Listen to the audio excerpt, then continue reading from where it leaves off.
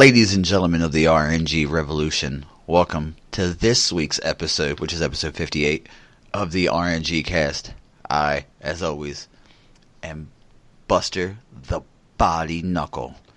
Joining me this week are... This is your boy, the Ravishing Raven. And I'm Babyface to Infinity. If you didn't notice, we're doing wrestling nicknames this week. It's kind of a... I'm an itty bitty baby boy. And Dan's with us today, so this is going to be fun. The Babyface to Infinity, which isn't so I'm babyface. nothing but a child. I'm nothing but a poor child. How you guys doing? Doing alright. Doing good. Yeah, man. So we got a couple things to talk about, Destiny related, but it's not many. So this is going to be a very, very interesting episode. Yeah. And if my phone would ever bring it up, This is dead airs. Yeah, this is going to be super fun. So What? we got a little bit of information about Destiny 2 and some of the things being a legacy player, as we are called. We now know we'll be getting emblems based upon our achievements in Destiny, ranging from having Dan just hung up on us. So Might have dropped down. nope, Oh, Dan's there he is. back. This is going to be fun. Oh my god. This is all good. Fuck it, we'll do it live. We'll Yeah. just keep rolling. Sorry, my internet's Oh, you're fine. It's, gooftacular. that's what happens. But like I was saying, for emblems, Max Grimoire gets you an emblem. Completing the core vanilla game gets you an emblem. What else? Basically, all the milestones. Doing the Moments of Triumph, Book 1, 2. Yeah. Reaching rank 7 in this current book gets you one. The lore. Yeah, just said the lore. The Grimoire. I wish it would be something better, to be honest. I'm underwhelmed. I'm not gonna lie. I'm not gonna lie to you guys. I'm underwhelmed. Oh, what else were you expecting? I don't know. Maybe a shader, something more.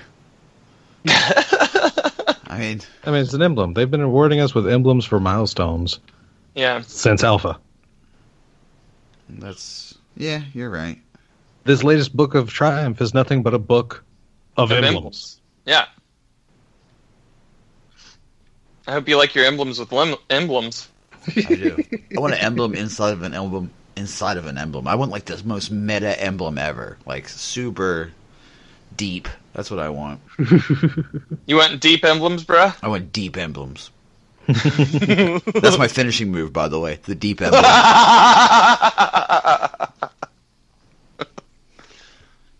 These emblems go deep. That's what I want. I want the deep emblem. That could be our three-way finishing maneuver. The deep emblem. Not like that. That just makes it sound even worse. Don't be dirty.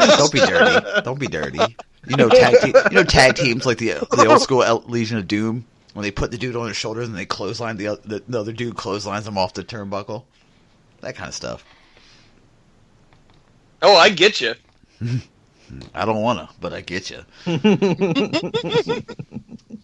So, anything else Destiny related that I'm forgetting? You got the end dates for Iron Banner and Trials. Which are?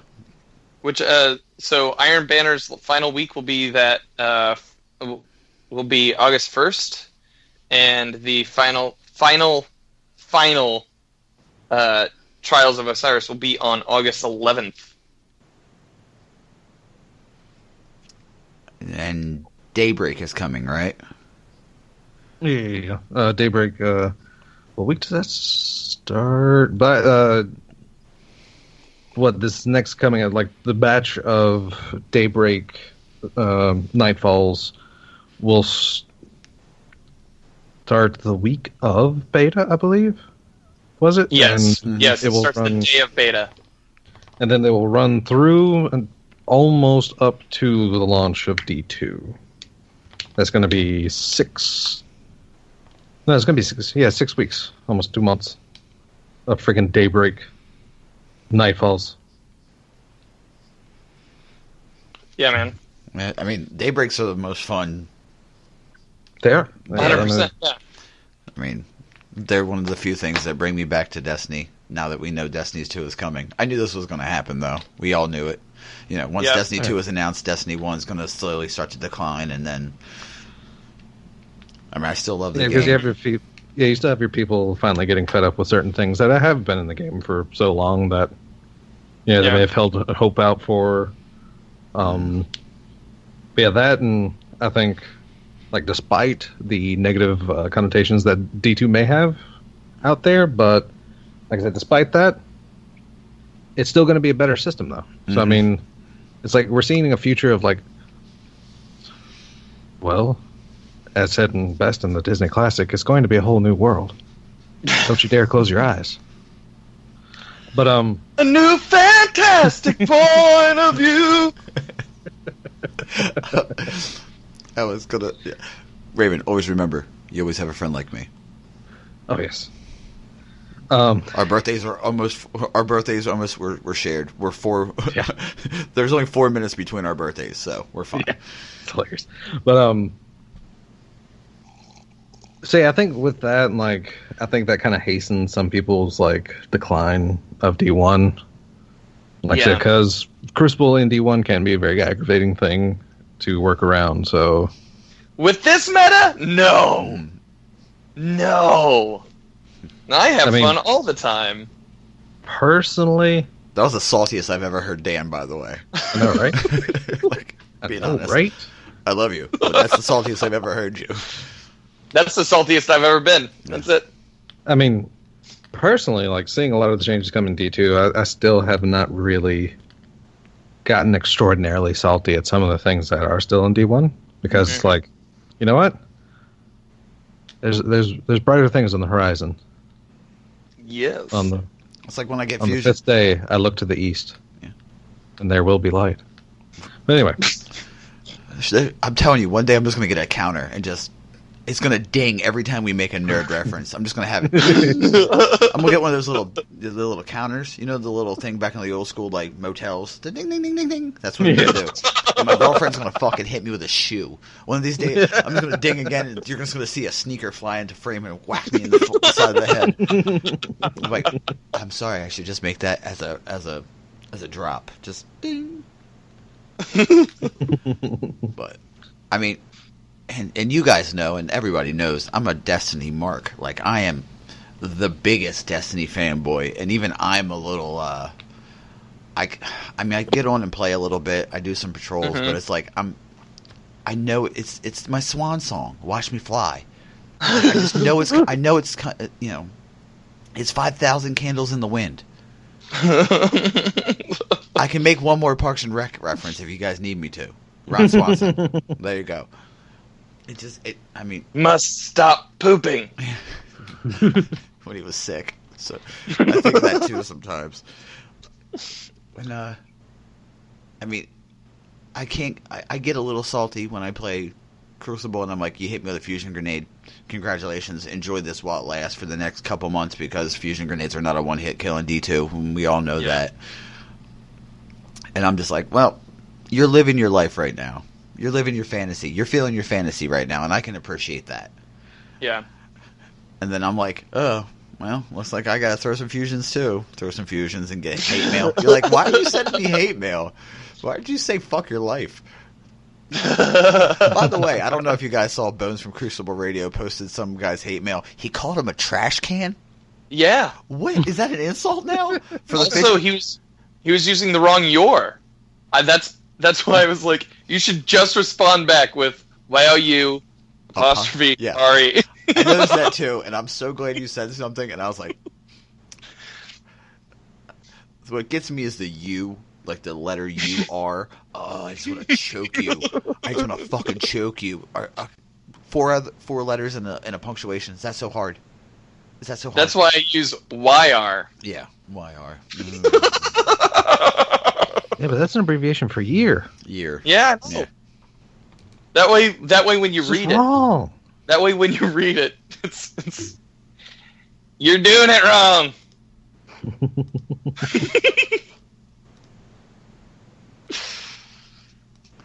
It just, I don't know. The fact that he called him a trash can.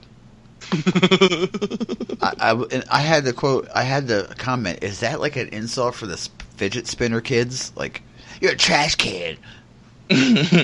Okay. I'm a grouch. Nah, man. I just live in one. I'm a grouch. Yeah, I'm a grouch. I live in a fucking trash can. Fuck So what's that about the fidget spinner kids? Yeah. God.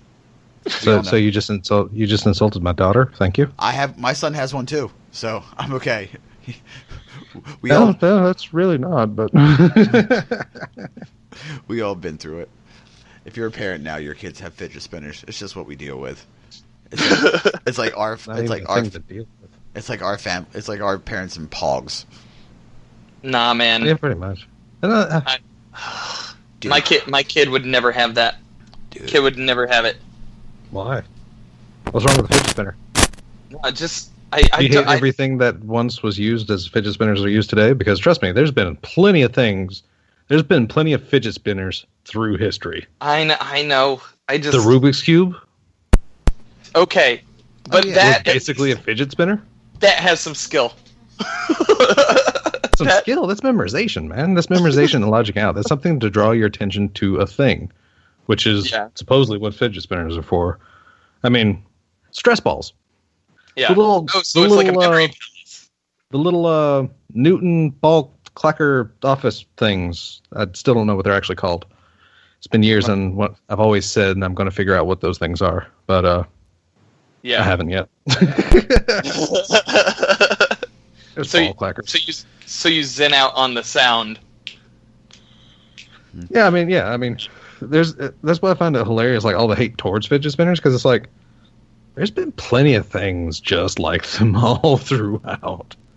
Yeah, but so I work at a library, and these kids are just like looping their arms around all goofy, like while they're spinning it between two fingers. I'm like, hey, dude, you're not at a rave. Just chill out. For the love of God. Old man Dan. Get off his lawn. Get off his lawn.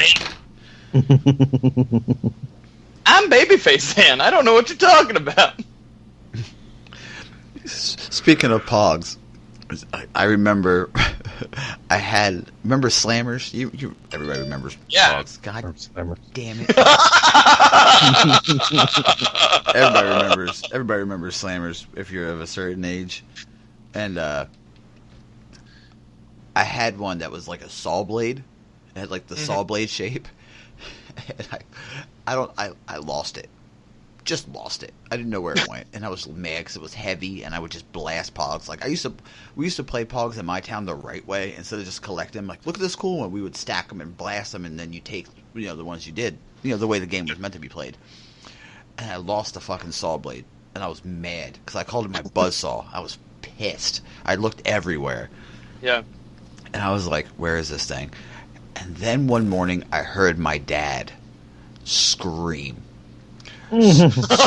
Scream like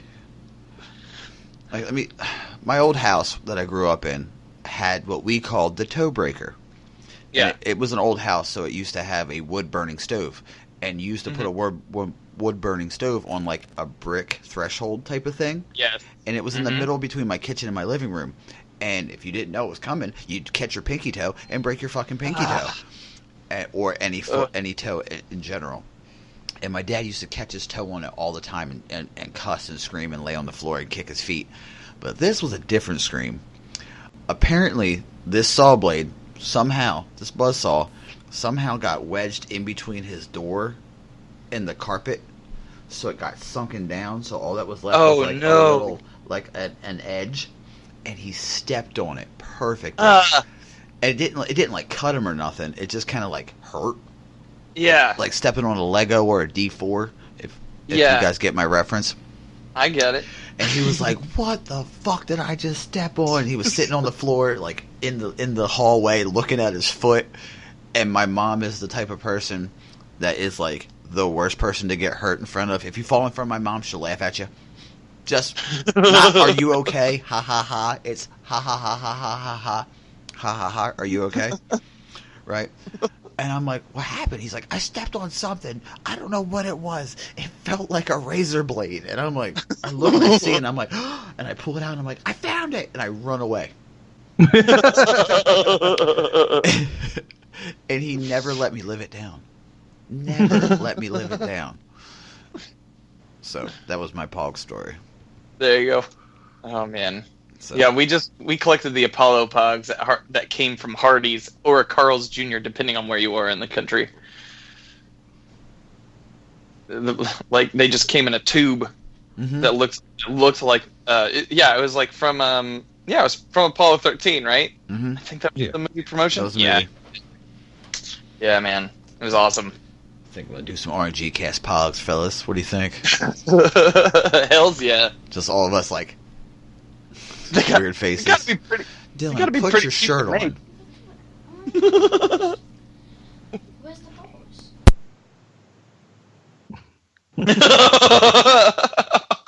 For those of you who are listening to the podcast, Buster has muted his mic, and he's telling Dylan, you go in there. You go in there. You put that shirt on. You do it right now, damn it. Damn it, Dylan. Damn it, Dylan. I'm on a podcast. They can see me. They're pantomiming what I'm saying. I hear you. Damn it, son. Can you bring me some cereal? Maybe a cold beer. Maybe a cold beer and cereal. No, you're right, because that's what we're arguing about. So the kid comes over while the mic's hot. Do you know where there's like some cereal? You know where the stuff is. You know where the stuff is.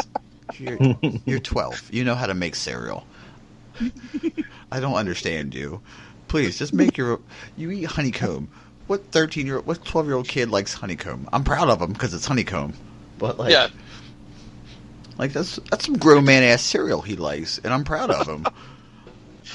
Wait until he gets to Honey Bunches of Oats at 14. Oh, listen, that's my favorite cereal of all time, dude. Fuck. Before I got on here. Do you remember? You remember when you were a kid, you used to like cereals that if you eat now as an adult, you might die of like a blood sugar. Yeah. You might die of diabetes. You might get diabetes, Wilford Brimley the fuck out, and then die. Yeah. I had Cinnamon Toast Crunch the other day. Yeah. That killed me. It's like... It's a sugar bomb. Yeah. Oh, there's a Fallout reference. I don't know. I've always preferred the less sugary. I've never had much. I mean, that's not completely honest, because as a kid, I used to get frequently sick during Halloween and Christmas before. It took me a couple years to finally learn it's because you're eating your entire stocking of candy, stupid. Yeah. Like one day. And then you get sick, and you're wondering, oh, God, why do I feel this bad? Dummy. Dummy. I ate an entire tray of candy canes once as a kid. Not a good thing. Yeah. That much mint is not good for a human stomach. No. His poop came out white, and it was striped with red. Right?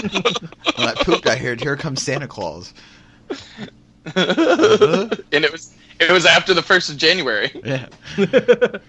Oh, wait a minute. Must stop pooping. Oh, Lord. I told you this was going to be a fun episode. Y'all didn't think it was coming. Great episode. Dude, I'm totally down.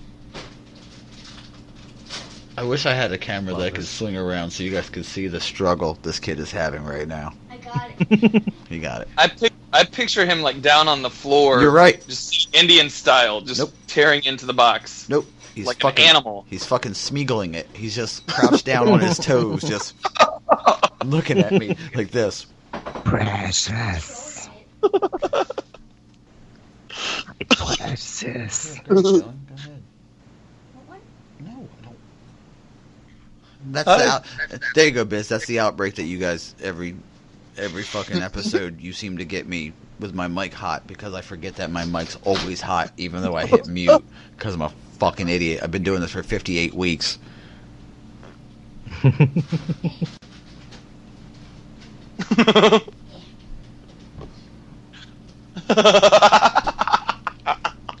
so kids, right?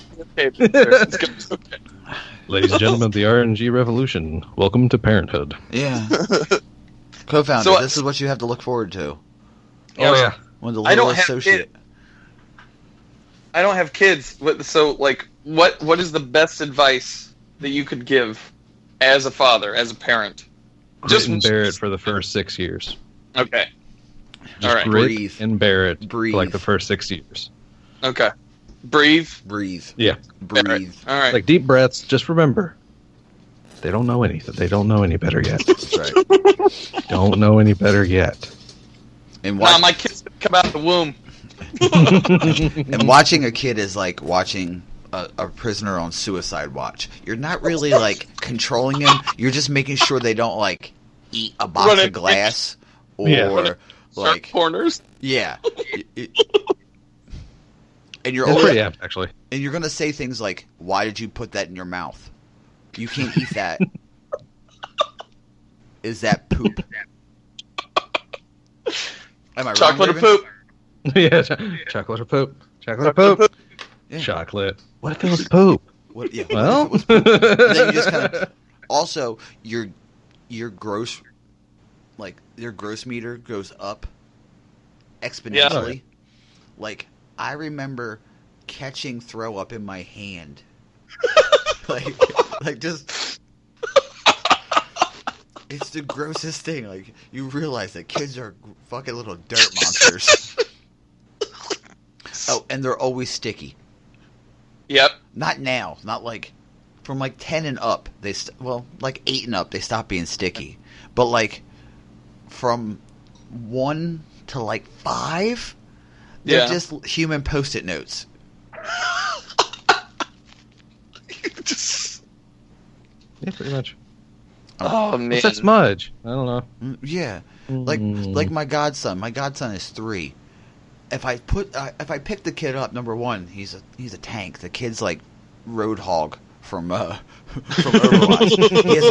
He has a little belly, and his favorite thing in the world is to slap his belly and then open his arms up and look at you like me mugging, like set tripping. He also grabs people with chains. Well, not really, but like he'll slap his belly and look at you like, "Whose house is this, homie? Where's the candy?" And one day I went over there to visit him because my son's here, as you guys have heard, Yes. to visit his cousins. He's my best friend since we were 5. Yeah. And his son was eating a popsicle with no shirt on, which is normal for boys. Just fun fact, Yeah. Dan. You can't keep clothes on kids either. You can't. No. It's impossible. I mean, Clothes, you shoes, try. socks, you try. But it doesn't work. It doesn't work. You'll have them You fully can only- dressed. Go ahead. You can only basically come to the compromise of at least wear clothes in public. Keep them on Yeah. the public. Sometimes. So here's what I was thinking. I was thinking of getting a pillowcase and like cutting little armholes out of it, putting it over head hole, armhole, and then you just sew them in. That way they're always clothed, and you don't have to worry about it. See, now Is that a no.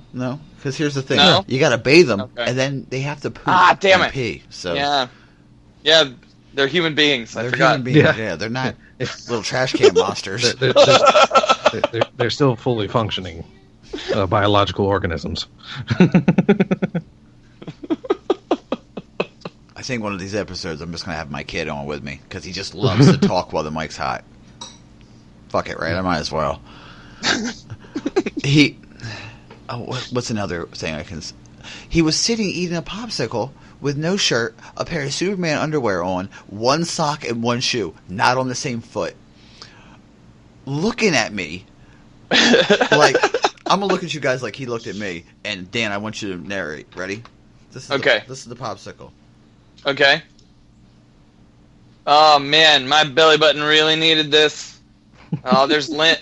That lint. Oh. He was rubbing his belly with a popsicle while looking at me, like with head down, eyes up, type of like it looked like. That's serial killer behavior. Yes, yes. And then he gets up, slaps his tummy, and runs away. What? Also, you got to be ready. Once you have kids or your friend has kids, they're going to poop in front of you. They're gonna poop in front of you. They're gonna use the bathroom because there's always like he's getting potty trained, so there's like little baby toilets everywhere in the house over my friend's house, and I walk in and he's just dumping next to the TV, and I'm like, "What are you doing, man?" He's like, "Listen, dude, we've had too many accidents." I'm like, "What do you mean too many accidents?" He's like, "He shat on the floor." And I was just like, "What?" He's like, "He had to go. He couldn't make it to the toilet, so he just shat on the floor." It's kind of like having a puppy. Yeah, exactly. Yeah. There you go. You know how it Actually, feels. yeah. Essentially, yeah. There's not a lot of difference between raising a small puppy and a child. Mm-hmm. So, I mean that affectionately, but a lot of parents will know it's also true. Yeah. Yeah. You can't eat that. You try can't to eat be that. you try to be very much nicer to the child. So. Oh man, my nephew, he just got potty trained. So he the other day we were at some sort of family function, and he was attacking me because he thinks he's the Hulk. And then he ran off. And my brother Russ, he's like, "Hey, what are you doing, buddy?" He's like, "I gotta poop. I gotta poop." They have no filter. They will just say whatever pops in their head. They'll just say things, and you have to be ready to recover at any moment because it could be catastrophic. It could just be.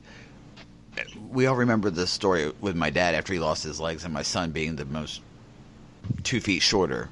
Like, that's just quick, and you can't laugh because sometimes they say shit and it's just mean, and you can't laugh because if you laugh, they're just gonna like, "Oh, this is what I'm gonna do now."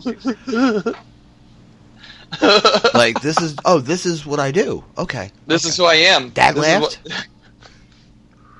Exactly.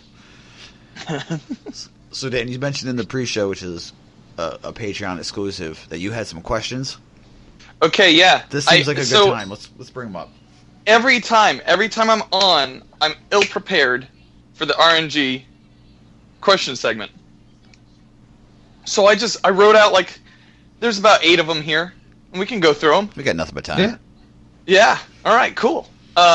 So the first one, when was the last time you thought you did something badass, either in real life or in video game?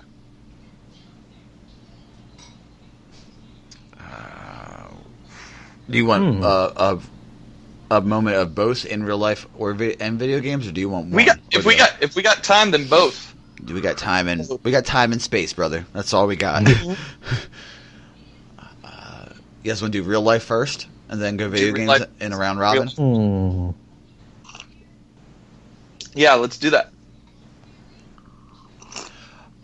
Real life happened yesterday. Okay. My son and I went to the store because we had to go pick up some things, and he's real polite, which I find to be a great thing. Like he holds doors open for people. He says please and thank you, which it's a normal parent thing. You have to teach your kids manners. But we were driving, and Led Zeppelin's "Stairway to Heaven" came on, and I didn't know that he knew the words. Yeah.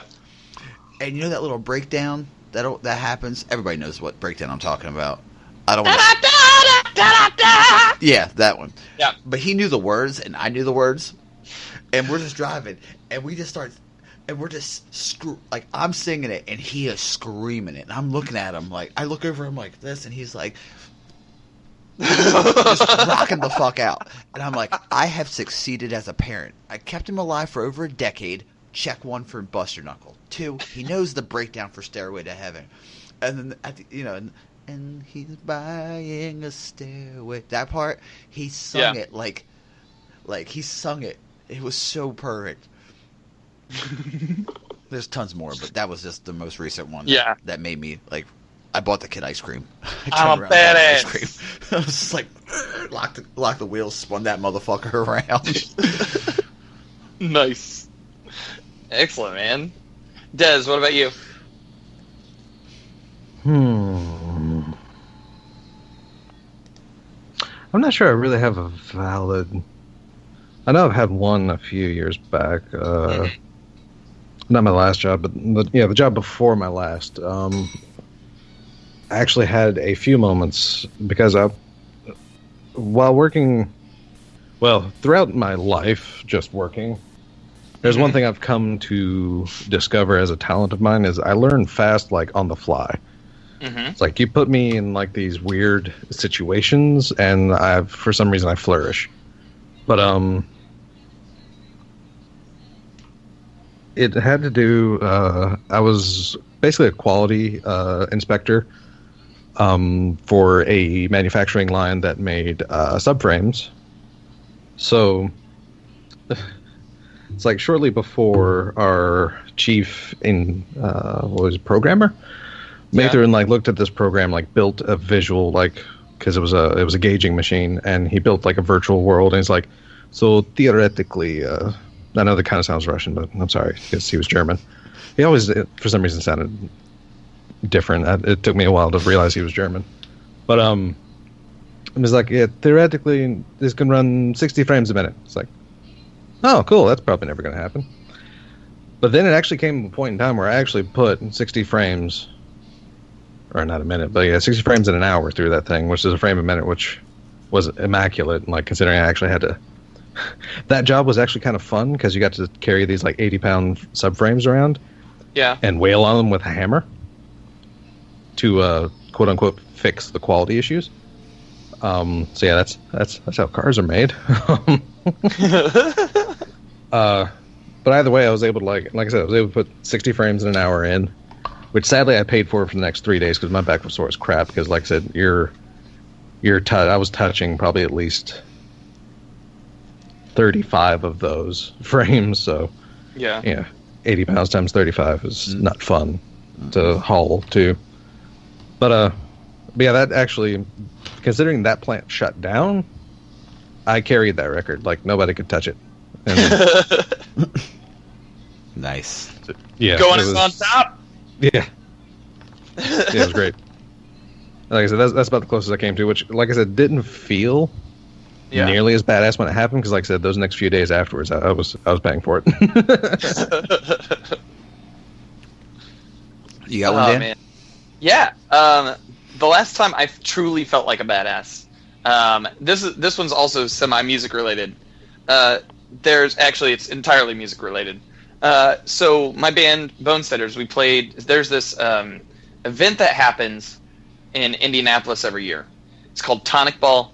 It happens on 4 stages. Each stage has an artist that about 25 local musician and artist bands all cover.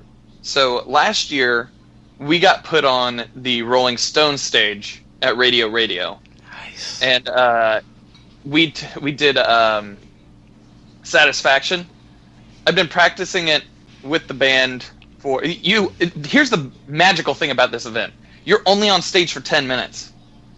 You go on, you plug in your instrument, you play your 2 songs, then you get off, the next band rolls on, plugs in their instruments, plays 10 minutes. It's amazing. I love it. It's always packed. It sells out really quick. It's an amazing event that happens each year. We got Satisfaction, and I'd been practicing it with the band and just hadn't really clicked in with it. The night of the show, we get going, and I turn into a mixture of Tom Waits and Mick Jagger. And I end up I wasn't playing guitar on it, so I jumped down into the space between the stage and the audience, which was only made by the audience. And just started prancing around, doing my best impersonation of just a drunk Mick Jagger or Tom Waits, and the crowd ate it up. That was the last song that we did of the 2, and when I at one point I jumped into the first row, and it's all 40-year-old people who can afford to go to this event, because it's I think tickets are $30 a ticket. And it all goes to support Second Helpings here in Indianapolis. And, so it's all these 40-year-olds who are I've never been to a show like this before! And at the end, I had just quit smoking cigarettes probably a month prior to that. So my heart was beating out of my chest. I was like, guys, I'm so sorry. I'm gonna go outside and die now. Oh, this is too much. But I had a wave of just adrenaline and exhilaration afterward. That's like the time I felt most like a badass recently. So you channel Mick Jagger? Is that what happened? More so Tom Waits, because like my when I was saying get no, it was like get no, like it was awesome. It was amazing. What was the other song you did? So you said you did two. Oh, I want to say. I honestly can't remember because that was the most badass thing. The most badass of the two. Oh, Under My Thumb. Under My Thumb. Okay. We did, yeah. And we kind of turned that into like a garage tune. Like it started out pretty quiet. And then when it got to the chorus, that's when the band like turned on all cylinders and just went for it. It was awesome. I mean, you have a laundry list of hits to pick from, so. Yeah, man. I played a wedding recently for a friend of mine, who is now one of my new neighbors. Nice. We do what was it? Wild Horses. He wanted Wild Horses played. And there was that's not really a wedding song. No. So we played it at the end. People ate it up. It was like a last call song. It was amazing. I feel amazing a lot. Everybody has a favorite Rolling Stones songs, I find. Mm-hmm. Mine's Beast of Burden. Beast of Burden is really great. Oh, man. Wait, so many.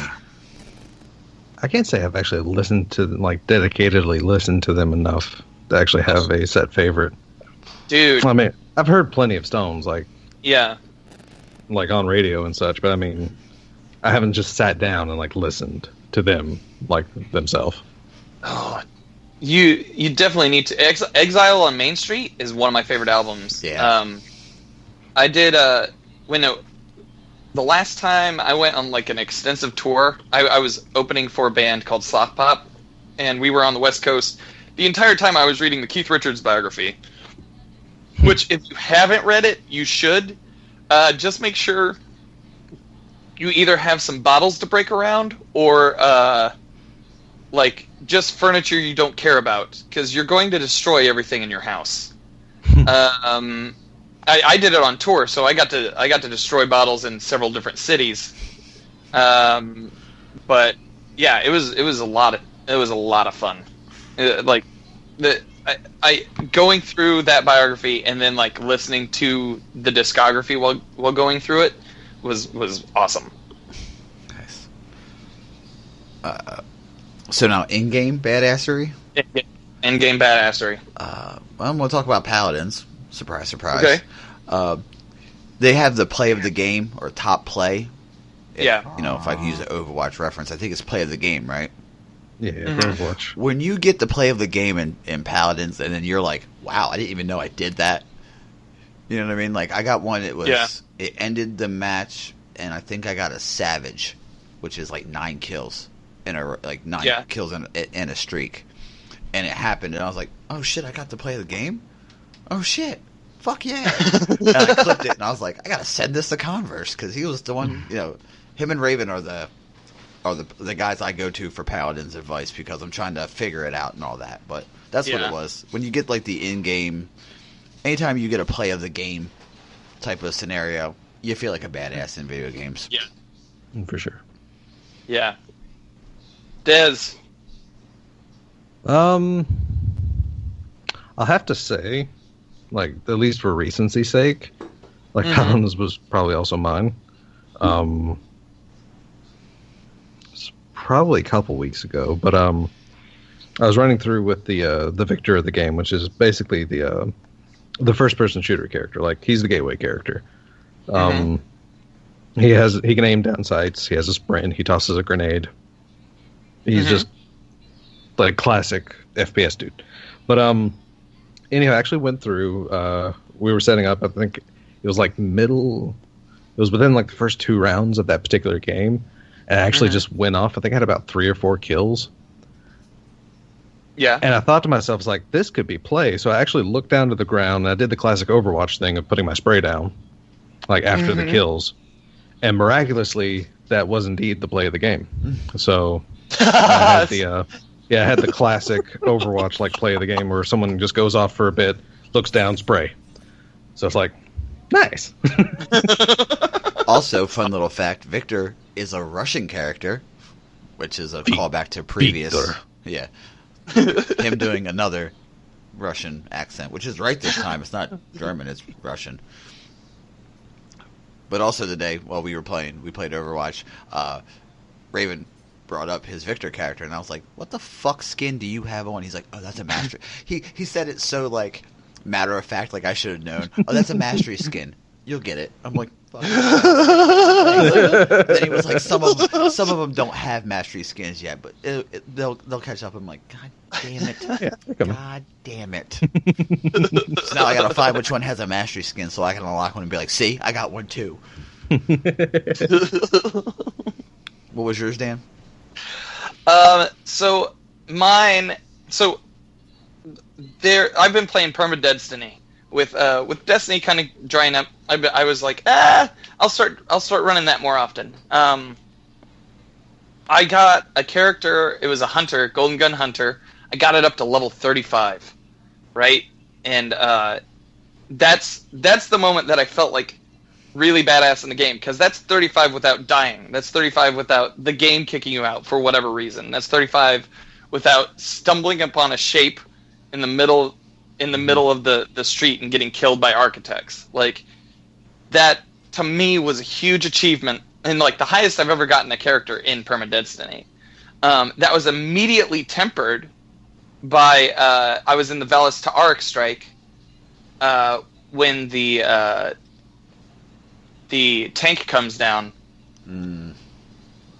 I went golden gun, and then the tank went golden gun. And the tank won out before it hit the ground. So, like, that's immediate badassdom followed by sickly defeat. Yeah. Wah, wah, wah. Wah, wah, wah. Wah, wah, wah, wah, wah. So, yeah, that's mine. That's a good one. Yeah. You got any more? Oh, I've got a ton more. Oh, cool. So, on your sandwich, what do you enjoy more? I've had this happen more recently, where instead of a pickle, you'll get a cucumber, a nice little crispy cucumber. So, on a sandwich of your choice, of your choosing, describe the sandwich and whether or not you'd put a pickle or cucumber on it.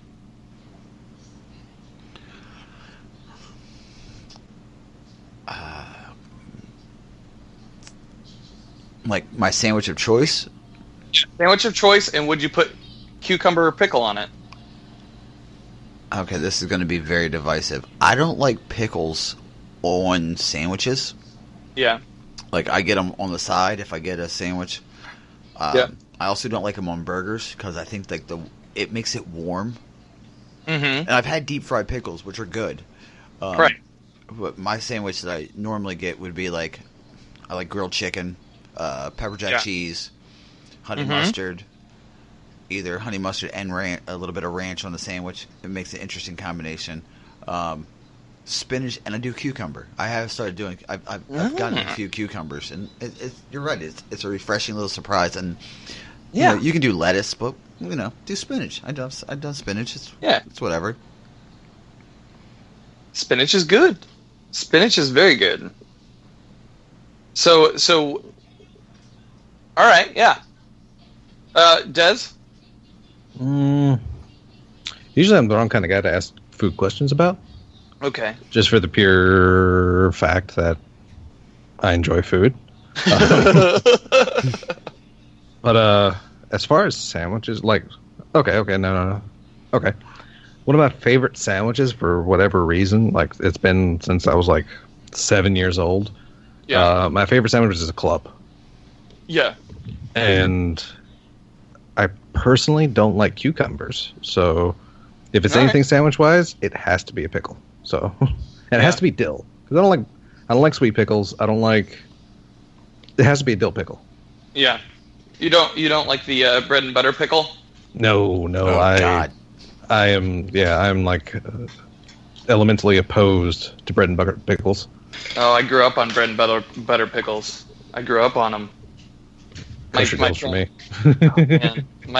So I grew up on a farm, and we'd make bread and butter pickles. It was awesome. So good. So good. So I've been the sandwich that I'm thinking of. Okay, get this. You get some boar's head jerk turkey, like turkey jerk. It's a little spicy, pretty nice. You put some smoked Gouda on that, and then mayo, cucumber, and some of that wheat bread that has nuts in it. Okay. You got yourself a sandwich. You got yourself a sandwich right there. It's so good. But the only thing that could make it better, a little bit of bacon. But the cucumber has that nice little crisp pull to it. It doesn't have any sourness. It's just refreshing. Little click, and then you eat it. It's great. Also, side question: do you guys mess with Panera Bread at all? Ginny does. Ginny me does? Not so much. Yeah, me I not so much. haven't been there myself. They have an apple turkey cheddar sandwich. Yeah. Yeah. So good. That's my shit. I always get it every time I go there. Every time with the French onion soup. Ooh. I feel like for the serving size, it's a little pricey. Oh, for sure. For how much food you get. Sure. Like that's on principle. I can't like it. And then sometimes you go to like a deli, like a legit deli, and you get a sandwich, and you're like, "This is a brick of meat and cheese between the two of the smallest pieces of bread I've ever seen. What is this?" Yeah. Also, pastrami. Pastrami is one of my favorite luncheon meats. Ooh. How do you guys feel about corned beef? I am a fan. Man, it's good. I live on the East Coast. Corned beef is good. I like me some corned beef. Yeah, I live in the tri-state area. If you don't like corned beef, you might get thrown out. Go to Delaware. Not saying anything bad about Delawareans. Yeah. I'm just saying. I don't want the Delaware fans to be like, "Fuck you, Buster." I mean, they can't get to me. Traffic's everywhere in Delaware, so it's okay. No, they're not going to be able. They're not going to be able to hunt you down. It's Delaware. It's fine. Okay. Okay, you have to save an actor. Say you're in a bus crash or something, and you have to choose between one of two actors: Idris Elba or Michael Fassbender. Idris Elba. Oh boy.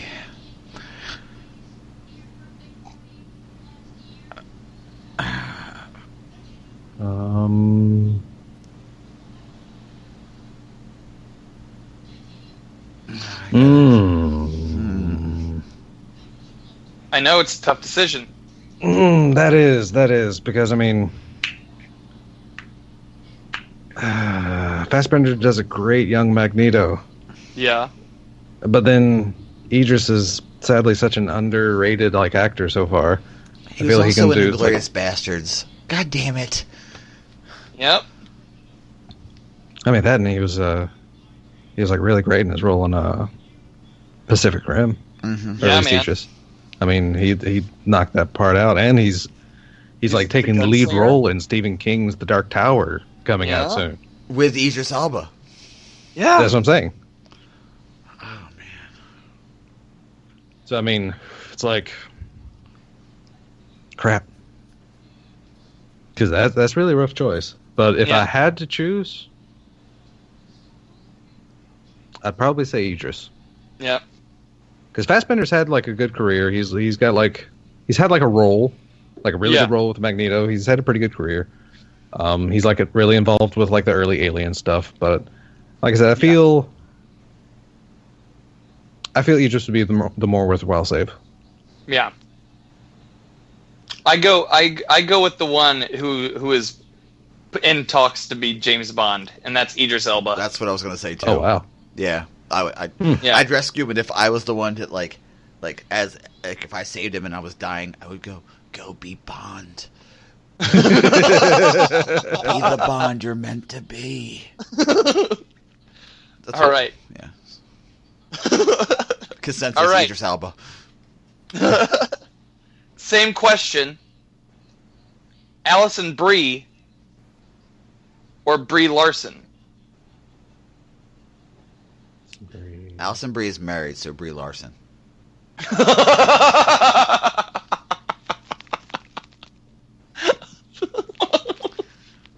Actually, I don't know if she's married too. You're just making stuff up now. I'll check. I'm gonna check right now. And then we'll do.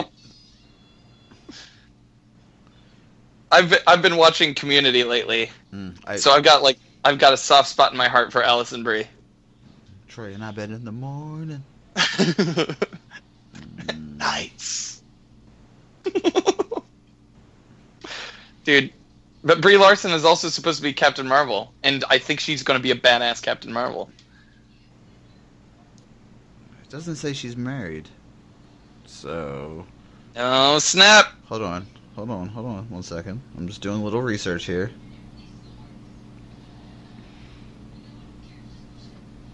You know what? I'm gonna change it. Okay. Alison Brie. Alison Brie? Yeah, because there's a picture of her and she looks kind of crazy, and we all know psychotic and erotic are next door neighbors, if not roommates. So Alison Brie. Fuck you, Dave Franco. Catch these hands. Hey, Franco. Dez?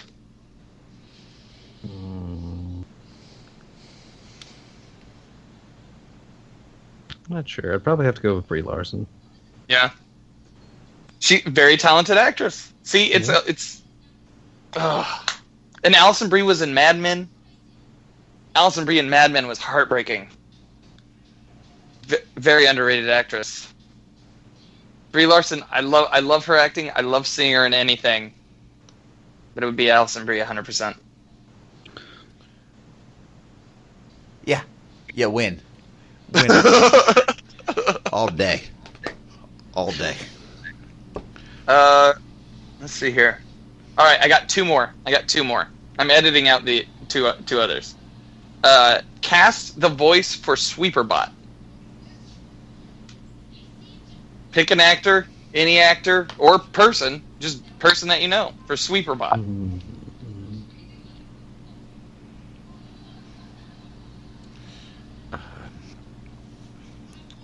Can it be an already like an Easter egg funny voice? Yes, it can. Joe DiMaggio is Bender. What in the wide world of sports? Wipe my shiny metal butt. That's what I want. That's all I want. I'll pay $1 for it. I don't care. Oh man, pay $1 to have him as Ghost. Yes. Please. Can we make that happen? I will tweet Joe DiMaggio right now. We should both do it right now. Oh, God. Yeah, that's the thing, because that means I actually have to think of someone that has a voice appropriate for Sweeperbot. Yeah. Well, it doesn't have to be appropriate for Sweeperbot either. Honestly, though, it's me. It has to be appropriate. But to be honest, to give it the theory that, one hilarious theory that has risen up in the D2 trailer, the reveal event, where Sweeperbot is actually the person that took out the two Cabal around them, I would actually have to go Sigourney Weaver. That's awesome. That's because amazing. she'll be able to do any kind of comedic soft tone thing while also turning into this badass sweeper robot if needed. So, Sigourney Weaver, all the way. Dude. And she would totally do it because she's already been the voice. She was actually the voice of the computer on the ship for Wall-E. Yeah. So, I mean. Oh, man. So let me see if I can find this video. This is what originally spawned this for me. Daddy Fat Snaps did a Sweeperbot diss track. Yeah. And I want him to be the voice of the Sweeperbot now. I need that in my life. Just for every game. Bungie just needs to hire him to do this. Where is it? Okay. Let's see if it plays. You know what? I quit. But before I do, I got something I want to get off my chest. I'm good with being invisible. With the broom, I'm invincible. I'm mythical. In the clean world, at least criminal. The dying is underrated. I make this place livable. Guardians are gross and despicable. I don't know. I just like I want to see like a sassy Sweeperbot. Like the anger translator Yeah. that Barack Obama did. Yeah. Yeah. Exactly. Just sassy. It's like I'm not picking up that orange peel. No. You pick up that orange peel. Could you imagine Do if you the see what the Sweeperbots? tower is like right now? Could you imagine if the Sweeperbots at the farm just sweeping dirt? Just it's a living. It's like one of the dinosaurs from the Flintstones. Yeah, exactly. It's a living. It's amazing. All right, last one. What's your sign? Hi, my name's Raven, and I'm a Cancer. We cover this Yeah. 4 minutes apart. I'm a Cancer. I'm a Libra. Yeah. Or if you're going by the actual... now, here's how much of a nerd I am. From your standard zodiac, I am a Cancer, but if you're actually going into the alignment of the constellations through the sun, I'm actually an Aquarius. No, Gemini. My bad. Gemini. I think I'm still a Cancer. No. You'd be the same. Oh yeah. Okay. Because it's off by... It's like the actual... Because of like the precession of the equinox, there's like a 1 or 2 sign difference between the sign you're quote-unquote born at for the sake of astrology to the actual sign that you're technically born under. Wait, and in that case, I'll also blow your mind by saying there are indeed 13 zodiacs. What? Not 12. Yes, there are 13. Did they add another one? No, it's not the fact that they added it, but the fact that they don't want to add a 13th, even though it's either a Fiacus or Serpentarius, depending upon if you're going by Latin or the ancient Greek. But it actually is a larger... It actually sits on the equinox more than Scorpio does. Because if you actually look at the times where the sun is in Scorpio, it's only like 2 weeks. Yeah. And then Serpentarius is actually, I think, about a month. Like three weeks, maybe. Arguably the most badass sounding sign, too. Serpentarius? That sounds like a goddamn Power Ranger villain. I am Serpentarius. Yeah, like the main villain, Serpentarius. I have come for all the ladies. Or it's actually a wrestling heel. Yeah. I'm Serpentarius, and this year at WrestleMania, I'm gonna tear it too. You lost it. You lost it. You got the giggles. You got the giggles mid bit, and then you just lost it. I couldn't do it anymore. That's like any time I do. Like Macho Man. Oh yeah, this year. What would you want on your sandwich? You want pastrami? The cream of the crop. I rise to the top. Ooh yeah. I'm gonna say I was gonna say you fucked up because the best Macho Man I've ever heard was Raven. Raven does the best Macho Man I've ever heard. Bonesaw's ready. See, I just want to hear Macho Man Randy Savage like read the menu at Denny's.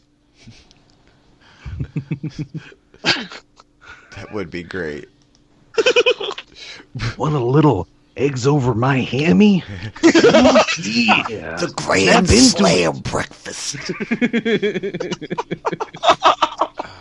I have a question for you guys. A topic, whatever you want to call it. Have you ever watched started watching a series and then within like the first minute or two, you're like, that escalated quickly. And you just yes. Oh, crap. I I'm started wanting to say yes.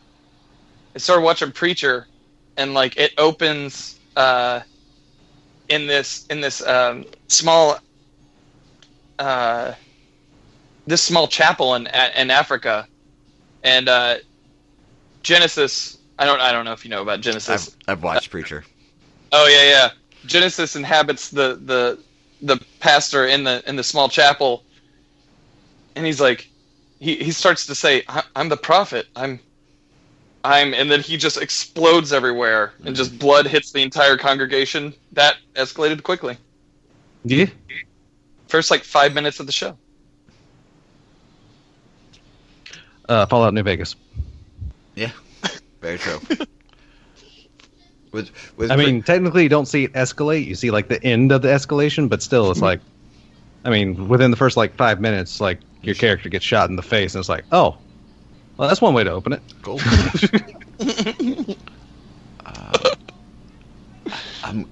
The show Frontier on Netflix with Jason Momoa. Okay. Or whatever, however you want to say it. Khal Drago. That's who he is to me. Yeah. It starts off with, it just runs the screen, the title, and it starts off with the sounds of a knife being drug across a whetstone. Yeah. Which is not the way you want to start a show. And there's three English soldiers on their knees bound, and he just slits their throat, and then the third guy, he sweeps and just starts stabbing, just takes the stab town. and I was within the first 3 minutes, Raven, and I'm like, that escalated quickly. Wow. And then Resident Evil 5. The new Resident Evil starts off quick too, because you're bound to a chair, and you're like, "Oh God, okay, this is not where you want to start a game." Oh man. But yes, actually, I also remember thinking about that what was it? Outlast 2. Because the first Outlast is pretty calm, introductory. You're walking to the asylum. But then in Outlast 2, it's like, kind of feels the same. Like, they kind of feels the same pace. And it's like, okay, yeah. And all of a sudden just crash. And it's like, oh, all right then. And then it's like that entire game is, well, that escalated quickly. Because it just keeps building and building and going higher and higher and over and more and more. It's like, Jesus.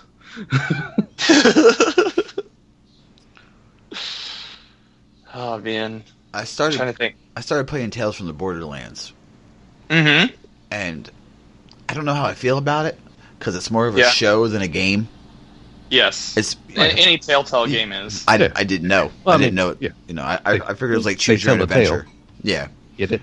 Yeah, I get it. And there's no spoilers here, but you have to keep your hands on the controllers at all time, because you never know when there's going to be like, hit X, or don't hit this skag. And I hit it because I wasn't paying attention, and like it just zooms into the car, and you can either swerve or hit the thing, and I'm like, oh, I hit it. Fuck it. All right, whatever. It's a skag. But I mean, it's fun to do. Just when you don't feel like playing a game, you feel like watching a narrative play out. Yeah. If you guys could design your own villain, what would it be?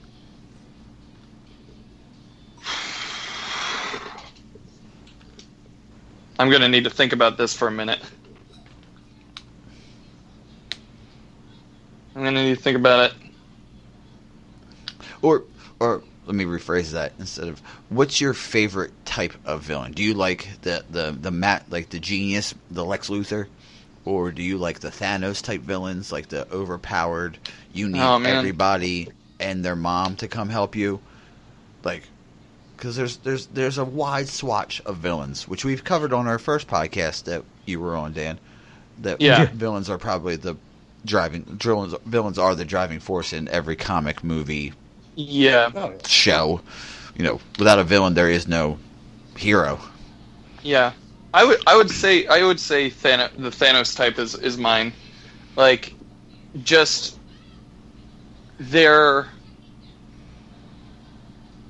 don't care how, or they don't care who they hurt. They're after what they want. Mm-hmm. And yeah, you have to bring the entire universe with you if you're going to try to take them on. Mm-hmm. That is definitely one of my favorites. I'm trying to think, like, as long as the motivation is good as well. So like that villain that I brought up last time I was on, that Thor villain who's like, my entire, like, everything's been taken from me. I blame the gods for this, and for that I'm going to make sure every god pays. That to me makes a really good villain to root for and against, if that makes sense. Des, you got. What are you thinking? I definitely tend to pull for the masterminds or the puppeteers. Because while, the overpowered enemies, like, tends to make, everyone, like, come together or, like, work out differences or, tends to bring up, like, circumstantial, like, plot points. Like, the villains that the smart ones, the Lex Luthors, I'm sure even Joker to that extent. Yeah. They know where to hurt their target. They know how to manipulate them. They know how to do things. And they know exactly how to do it, and they do it. And it's usually like some of the best moments in general are just the heroes having to overcome that. Because people, it's like Joker's famous comic line, which I can't even remember the name of now, where he cripples Barbara Gordon.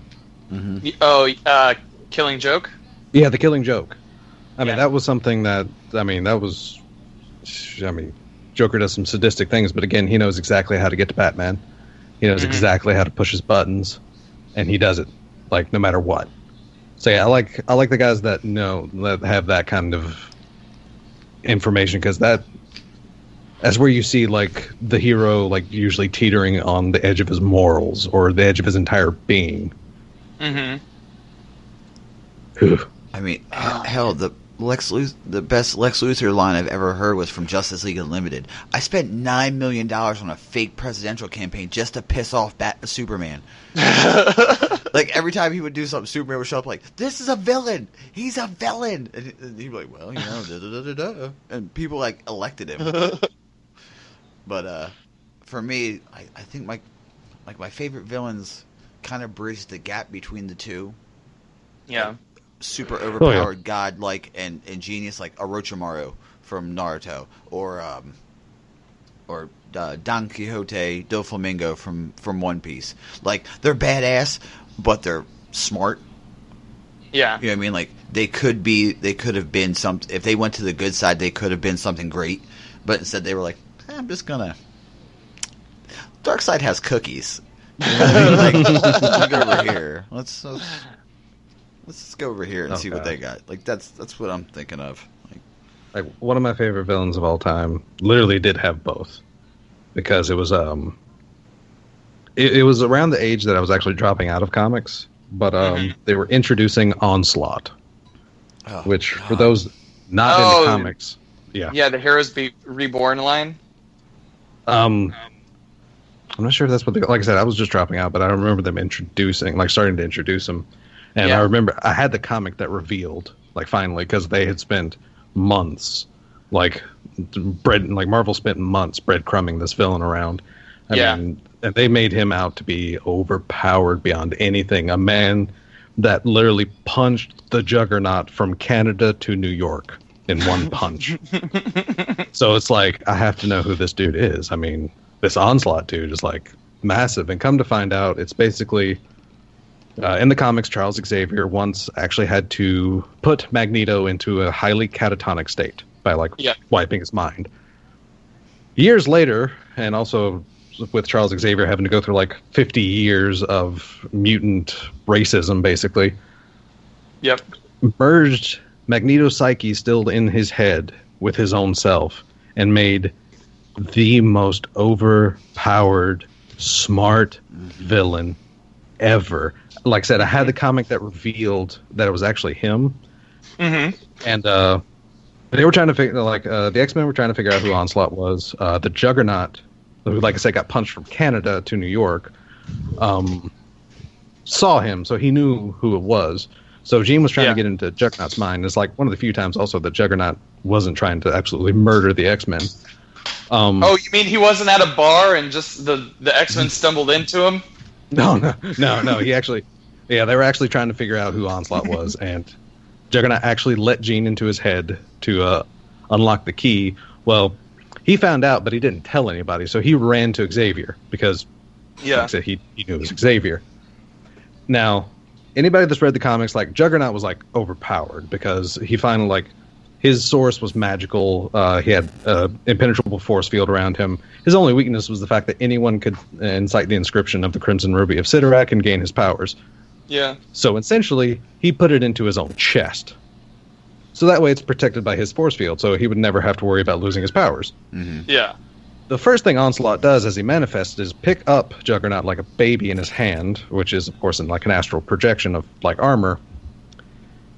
Takes two of his fingers, plucks it into the Juggernaut's chest past his force field, and pulls out the gem. And then just drops Juggernaut, letting him bleed out. And then sending this mental call as Xavier, come to me, my X-Men.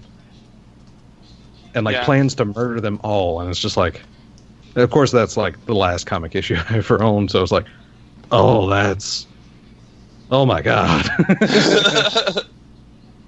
I mean, good grief. Yeah, Onslaught was basically if Magneto and Xavier did the fusion dance, right? Basically, I mean, the most like I said, powerful telepath plus magnetism. Yeah, and we're also talking. They needed to invent basically a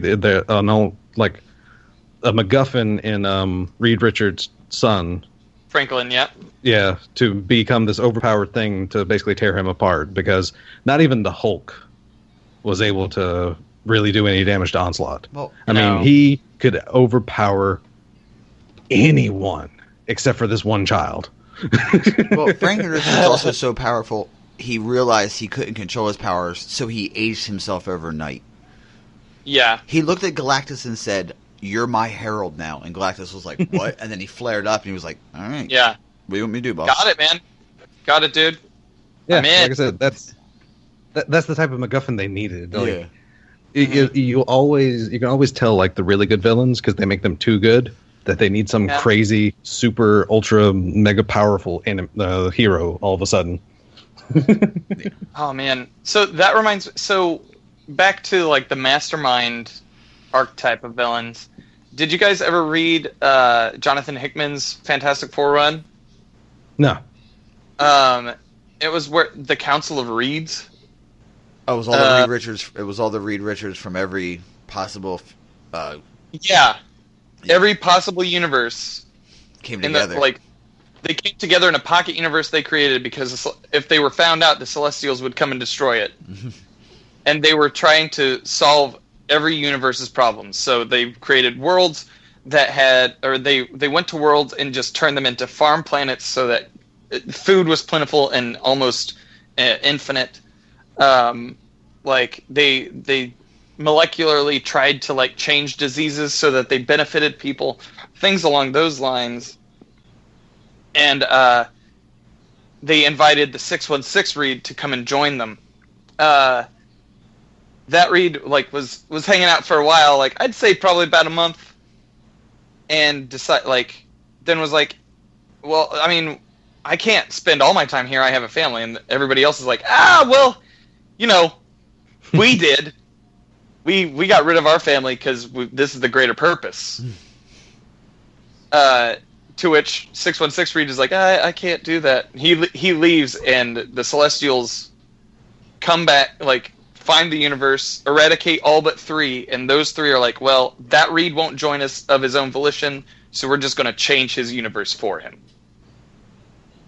And that, like, so you have 3 Reed Richards versus the entire Marvel universe. It's an awesome storyline.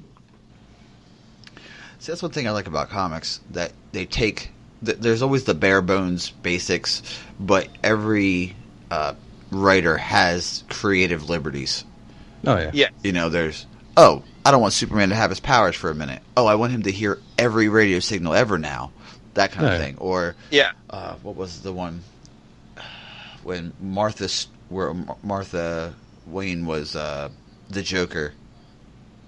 When instead of Bruce Wayne's parents dying, Bruce died, and his dad became Batman and his mom became the Joker. That branch, that was pretty good. That was Flashpoint, wasn't it? Yeah. Isn't that what led to the New 52? That's what it was. Yes. Because the Flash doesn't realize that if you can't go back in time, and it took him fucking, you know.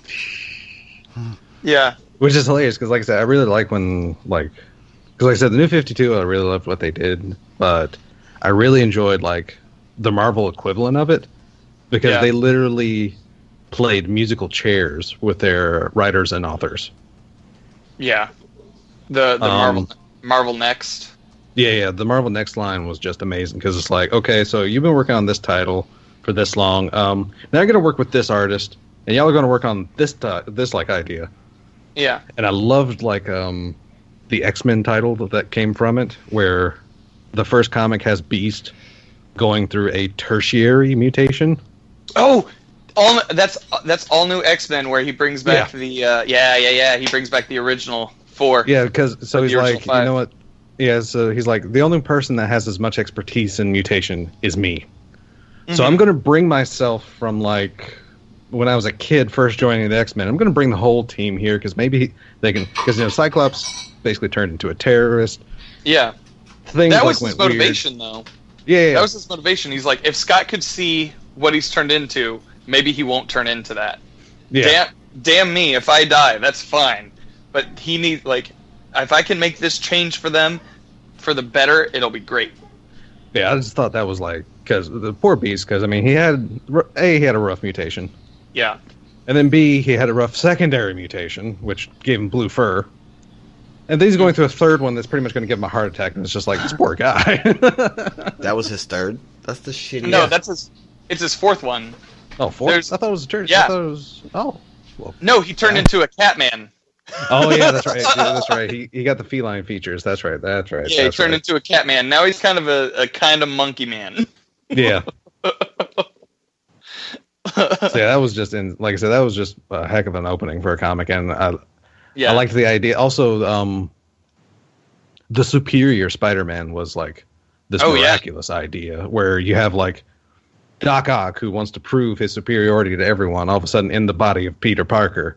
It's like, you know what? I'm going to be a better Spider-Man than he ever was. It's like, wow, this is weird. You have a longtime villain in superhero shoes. I'm trying to think. So, the 2 series that I've been reading lately, there is The Unworthy Thor is really great. During one of the events recently, Thor was deemed unworthy, so he dropped Mjolnir on the moon. That spawned Jane Foster to go and grab it, and she became Thor. So Thor Odin's son, the one that we've grown up with forever, is now unworthy and unable. Like he can't carry Mjolnir, so he's trying to become worthy. And like it opens up with him fighting through swaths of bad guys because the Collector has collected Valhalla. There is the ultimate universe's Thor has died, but his hammer has made it to the 616. So every day he gets up, has to fight through swaths of the Collector's goons to try to make it to this Mjolnir. and can't do it. So like it's that's how it opens, and then it leads to like how he got there. And Jason Aaron writes it. It's awesome. The new Guardians of the Galaxy is really good. That's written by Jerry Duggan. It's basically just a heist movie. Nice. Is that the Guardians that have Venom? That has Venom? No, that was the one that was written by Bendis prior to this. Okay. Prior to this run. This new run, like, they started it back at 1, because, of course, the new movie came out. But Jerry Duggan has written, what was it? He's written Deadpool for years, with at first with Brian Posehn, and then he took it over full on. What about Donald Glover getting the Deadpool series on FX? That sounds fun. Did you hear about that? I did not hear about that. Yeah, that's not going to be good. Really? Sounds fun. They're giving them free reign. No, they can't. Oh yeah. Cable standards aren't going to let them put out a series that actually takes advantage of the entirety of Deadpool. True. Comics were barely a stifling. They can get away with a bit because it was Marvel, and Marvel Comics became almost synonymous with edginess. But yeah, that's why I loved the explanation of the old animated series of Spawn on HBO. Yeah. I remember listening to the director's commentary on like the first season of it, and you have Todd McFarlane sitting there saying, it's like, yeah, we got approached like many times.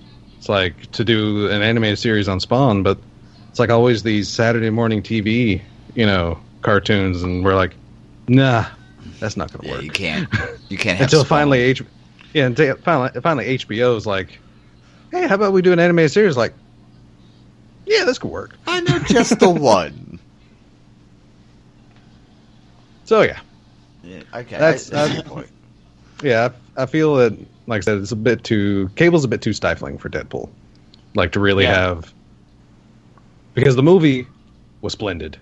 Oh God. And just from the gore alone, because it can't be really, the best it can be explained away as is like, oh, he can heal, yeah, but it's still some incredibly graphic, gory scenes going on a living person.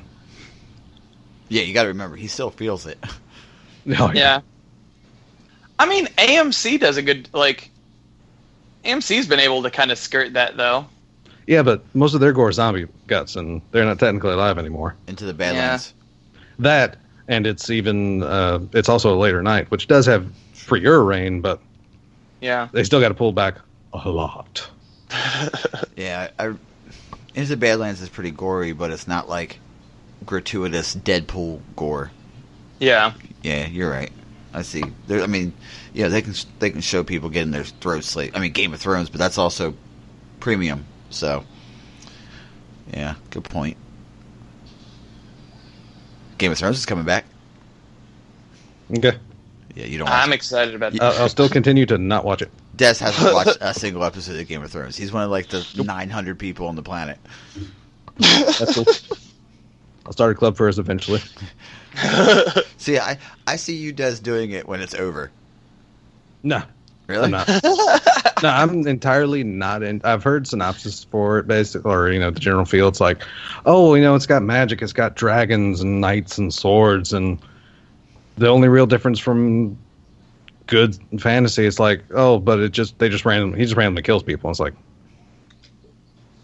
that's not good storytelling. It's like good storytelling is actually one of my favorite, that, and it's really hard to top some of my own personal favorite fantasy settings, which happens to come from my favorite author, Fred Saberhagen, with his books of swords. His fantasy setting was hilarious because it actually happened basically post-apocalyptic.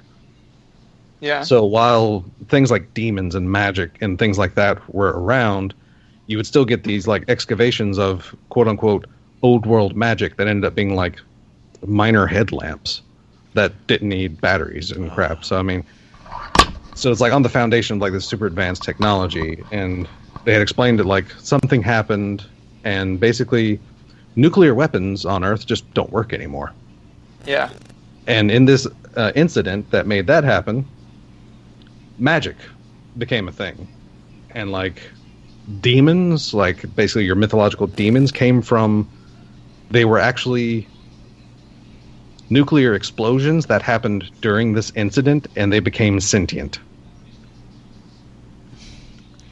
Wait, so the demons are actually Nuclear they're like the explosion of a bomb, of a nuclear bomb, and that's what like what demons like are in this world. So it's like it was just really like said going through that world and like going for what like 13 books of that world. Yeah, it's gonna be kind of hard to top that. Spell that author again. Fred Saberhagen, Saberhagen. Ah, the old Saberhags. I What- remember that name. What's the He series? did have a famous cousin in baseball, apparently, by the name of Saberhagen as well. But that would be his books of swords. His book of swords. Okay. It starts with the first, second, and third book of swords, and then there's the books of lost swords. Like Books of Sorrow. I like it. But yeah, it's like really great. Like also, like if you want to like go from the beginning of that world, there's also Empire of the East, which is another trilogy of books, and then Ardenae's Sword, which actually bridges Empire of the East to his sword books. So they pretty much that book like cements the fact that all happened in the same universe. The RNG Book of the Month Club. Book of the month. That's like Book of the Year. like I said, that's like what 13, 16. That's like almost 20 books Okay, Book of every like in total. Books of 2 years. Book of 2 years club. And that's not even his only works. That's just his fantasy works. And that's not even like his books of gods. That's like he did a historical fiction focusing on Dracula. He did like 6 books of those, which the Dracula tape is amazing. That's a great read. It is actually Bram Stoker's Dracula from the perspective of Dracula, which is why it's called the Dracula tape. It's actually Dracula telling his perspective of the story through Bram Stoker's Dracula. So let me tell you And how actually this cocksucker fixes- got it wrong. Essentially, he actually corrects Bram Stoker's plot points and plot holes. Nice. It's hilarious, and he wrote a book. It's like Dracula, like either having to find or having to team up with Sherlock Holmes, and it's actually officially part of the Sir Arthur Conan Doyle like society, like endorses this book. Nice. So I mean, he's an incredible author. He did the Death Star before Death Star, like 20 years before Death, like at least 10 years before Death Star. He had Death Star like machines in his science fiction series, the Berserker series. So yeah, he's like, it's like one of his quotes is he had a quote.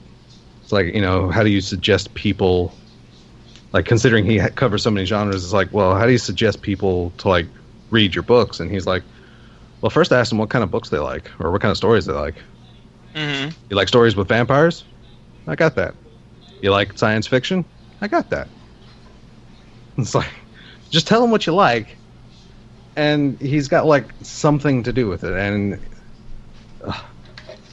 so yeah, he was like a really smart writer. He before actually writing, he actually wrote articles for Encyclopedia Britannica. So Yeah, you gotta be a smart dude. Nerd! oh yeah, he was a massive nerd. But he also defied tropes that in the 70s weren't even considered. Like Yeah. in his Berserker series, he makes mention of like there are actually several instances where they're in empty space and they have to connect their helmets to be able to speak with one another, which is something that hasn't really been touched in popular science fiction until here recently. Yeah. So I mean, considering he did that in the 70s, Yeah, he wrote all of his books in like the 70s and 80s. yeah. Well, he passed early 2000. Yeah. But yeah, I mean, it was an incredible mind, and like I said, I even prefer his writing over Tolkien's fantasy, and Tolkien basically started it. So I mean, like I said, this is really hard to really top that. Wow, yeah, that's, for me. That is something. That is, you just said some things. I mean, I'm not saying I don't like Lord of the Rings, because Lord of the Rings, especially, I appreciate for what Lord of the Rings was, but I can't read those books. Tolkien was too smart of a writer. It's like he was too smart of a writer. Saberhagen was kind of able to dumb things down to where you can understand it. Tolkien pretty much didn't try. I feel the same way with C.S. Lewis as well. Like, that dude is super smart. Yeah. With how he wrote, and granted, like, most of his work is like children's books and everything, but like, it just feels too girthy. Yeah. You could say. Okay, I was gonna say expansive. Like girthy works too. Girthy. It's got some girth to it. It's got a thickness.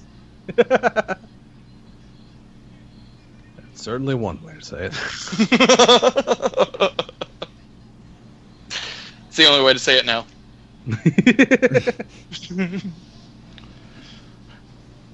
Yeah, it's got some girth. Yeah. It's got some stuff, some girth. It's got some girth. I mean, there's so many good books.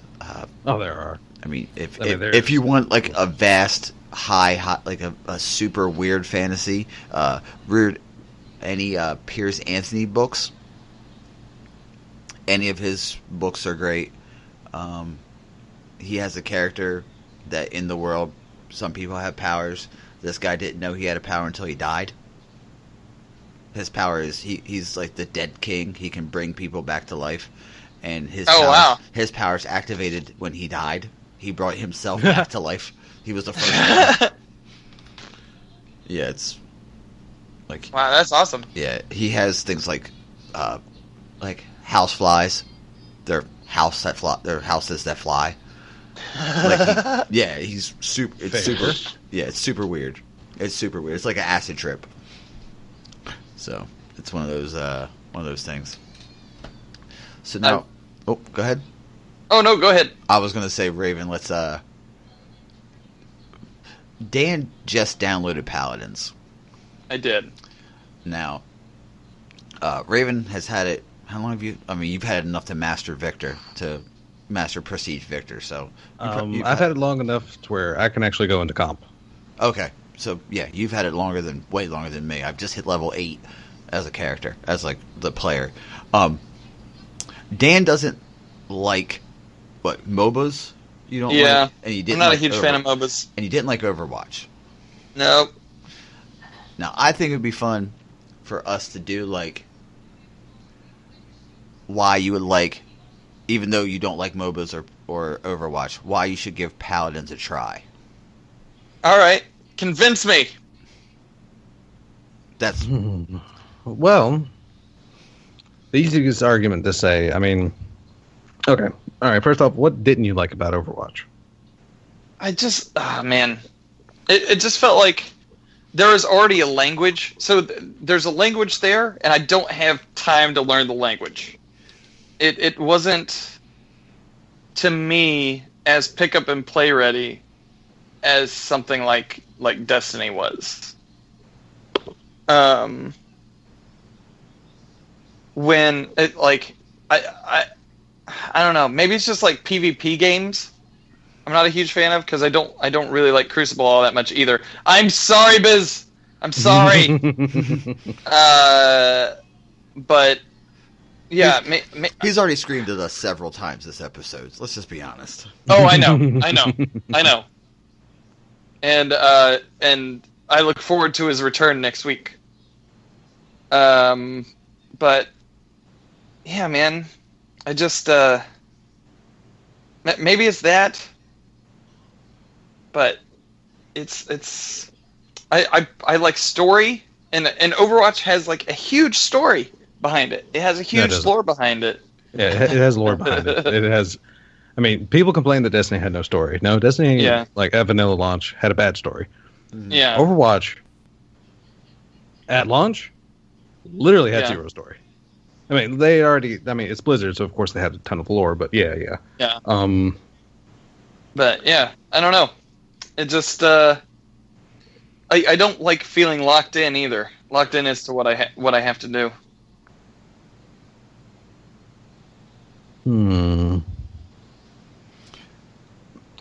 But yet, don't you?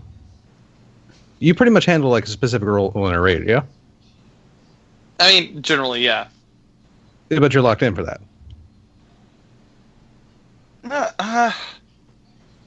Yeah, but there's like choice to it. There, like I can choose what weapons I can bring in. I can choose what abilities and kind of fidget around with them. Well, I mean, you can do that exact same. Well, all right. This is a different argument than what we were planning, but you can do that exact same thing in anything in PvP. Yeah, we just RNG'd the shit out of this one. I know, right? This took an entire curveball. Sorry, Ricky.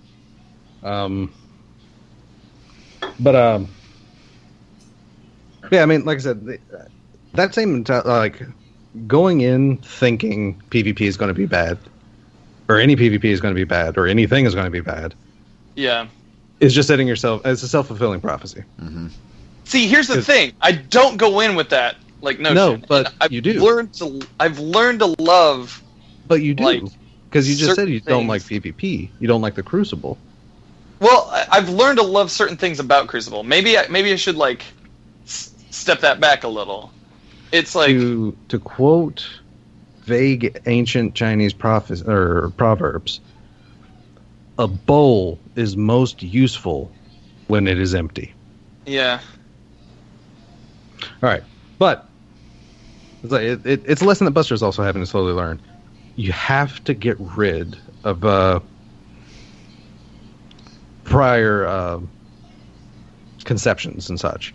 Just empty yourself out. But all right, but like I said, that's an entire different. Like, sorry to go Confucius on everybody.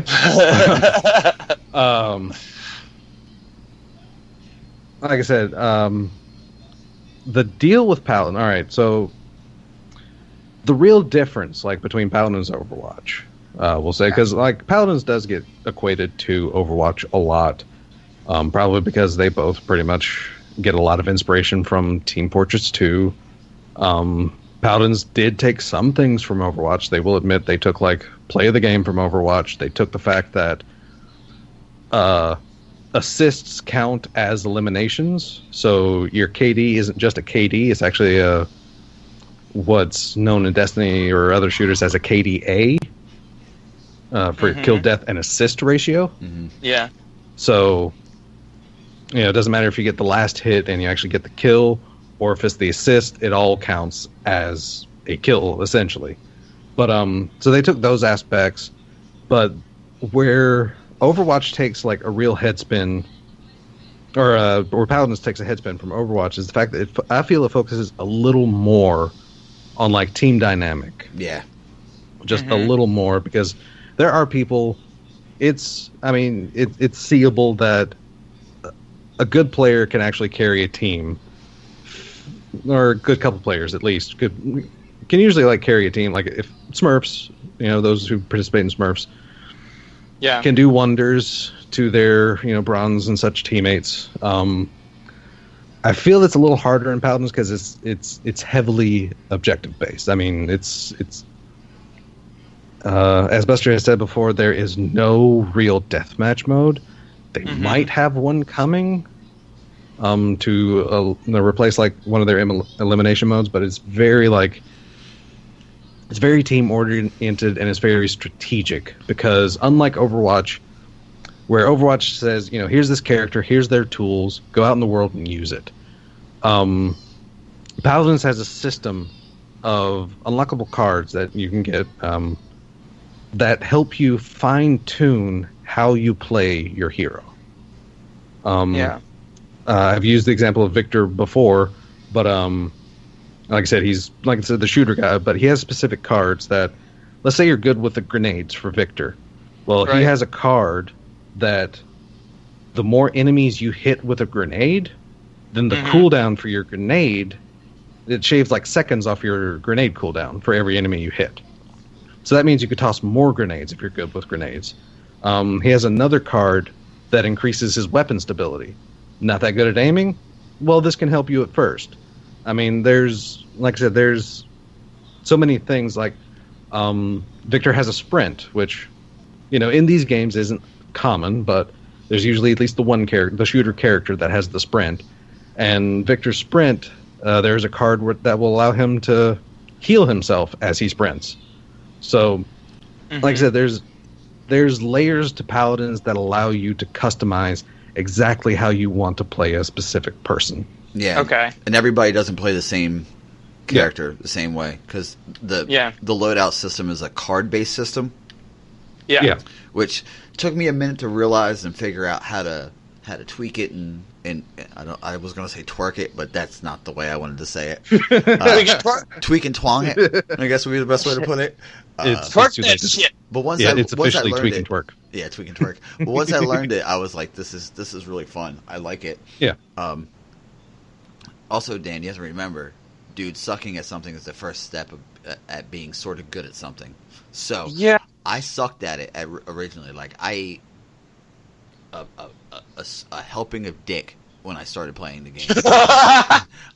It was bad. It was bad. But then, like I said, you find where you fit in. Like what? Yeah. Like I like the tanks. I like the frontline characters, which are three of my best characters are front lines, right? Fernando, Torvald, and Barrick. And then don't forget your new girlfriend, Ash. Yeah. So 4 of my good characters. She is edgy. Ooh. But that's just how I played in Destiny too. I was an objective player, and that's where I excel. But you can also branch off and be a flanker. And like I said, even though I play a frontline character, I can flank with it.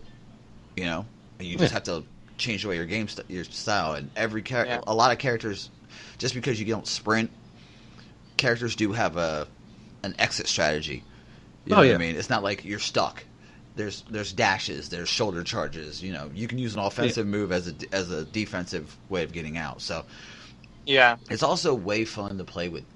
Obviously, if you play with a team, it's way more fun because having 5 people who are just spamming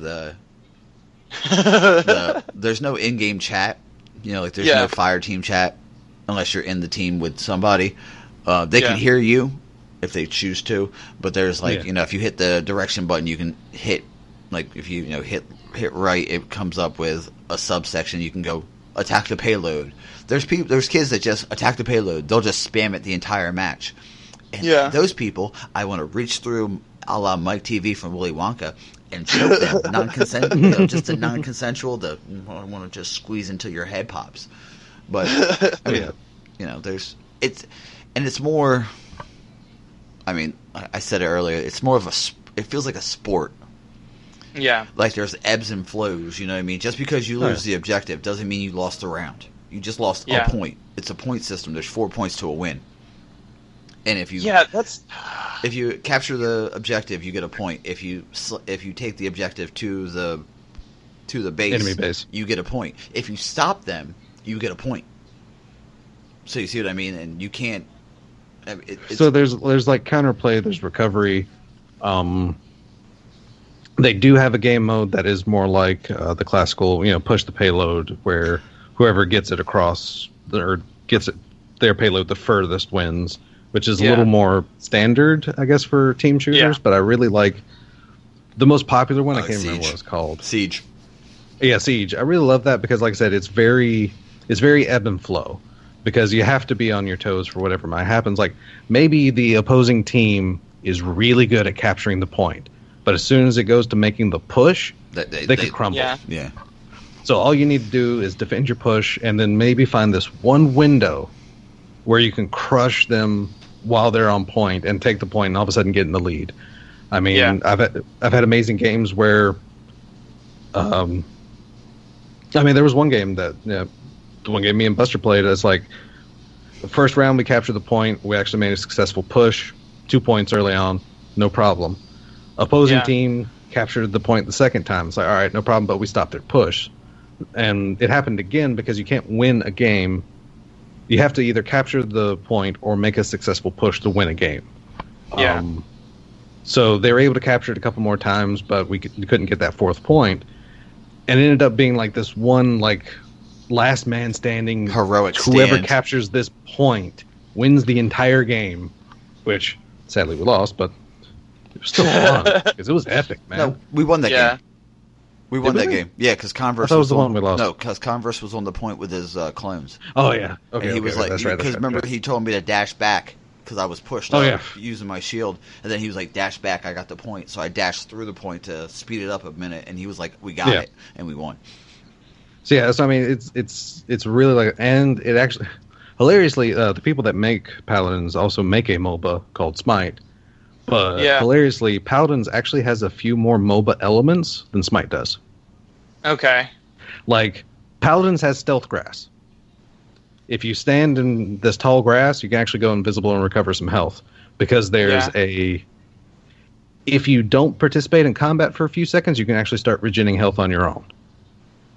And there's a little green bar below your health bar to tell you how long you have to, like, stay out of combat, which means, no shooting, no nothing, just stand there, which, like I said, they have stealth grass, which you can hide in.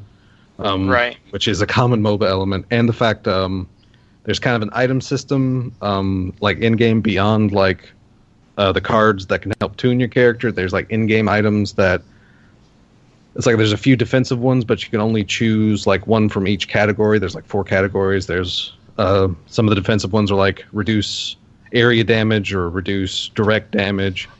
Then there's like miscellaneous ones like you get your ultimate faster, or your cooldowns are take like so much off your cooldowns. Then there's like healing ones that's like you get healed better when other people are healing you, or you actually get health while killing people.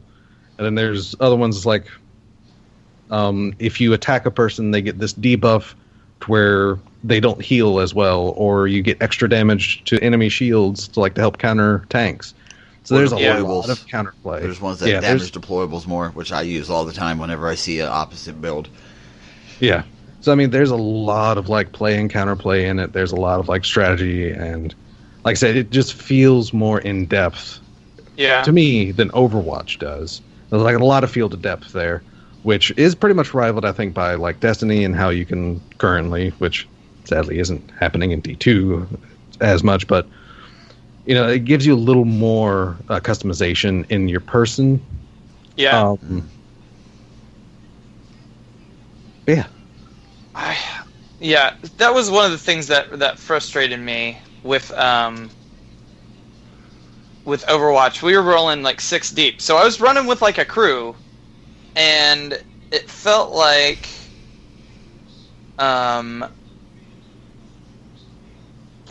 so when we get the capture the point or move it forward thing, yeah, it just even if you capture that first point, you could still lose because you didn't capture the second one. That infuriated me. I was like, it's dumb. Yeah, that's why I like their game modes. Siege is just very well thought out, and it's just very, like I said, it's very ebb and flow, and it opens up to, and hilariously, it's also the most populated playlist. So if you're really looking to play a game of Paladins, you might want to get acquainted with Siege, because that's where 90% of the players are. and you do not have to spend a single dime. Yeah, no, you do not. Everything is unlockable in-game currency. Yes, it's going to take you a lot longer. Oh yeah, it's going to take you forever if you use in-game currency. But it's in open beta right now. It's free to download. It will always be free to play because you get 8 champions that are unlocked just from the start. They give you at least 1 front line, at least 1 support, 2 from each class. 3 flanks and 3 damage or something. Yeah, I forget the. If you have a Twitch account and if you link that and you link your, if you make a high res account, you can link it to your PS4 and then you can link your Twitch to your high res and you can get Ying as a support character as well that way. Cool. So And then every champion is unlockable with either premium or in-game currency. Yeah. Or you can spend $20 and get like what's right now like a roster of what? Almost 20 characters? 22? Somewhere in there. So that's like $1 a character, which and the thing about getting the Founders Pack, I did it. Yeah, which the thing about, like I said, there's no pressure to buy it because you can go into the shooting range in game and you can at least feel how a hero, get the feel of how they work and how their abilities work. Which is completely free. I mean, they don't lock out characters that you don't own in shooting range, so you can choose anybody. So you can get an idea of who you want to work towards to unlock. But like I said, $20 for 22 characters isn't a bad deal. And it's the fact that if you do get the Founders Pack, like I said, the game isn't open beta right now, but once it releases, you do buy the Founders Pack and it releases, you still have all those characters, and you will still continue to get future characters unlocked for free. Okay. With that same $20, like that one investment buys this game, and every champion it's basically becomes Overwatch at that point in time. Yeah, but cheaper. Okay. Like they have a character now because it's a PC. It's out on PC, right? Yeah, it's out on PC.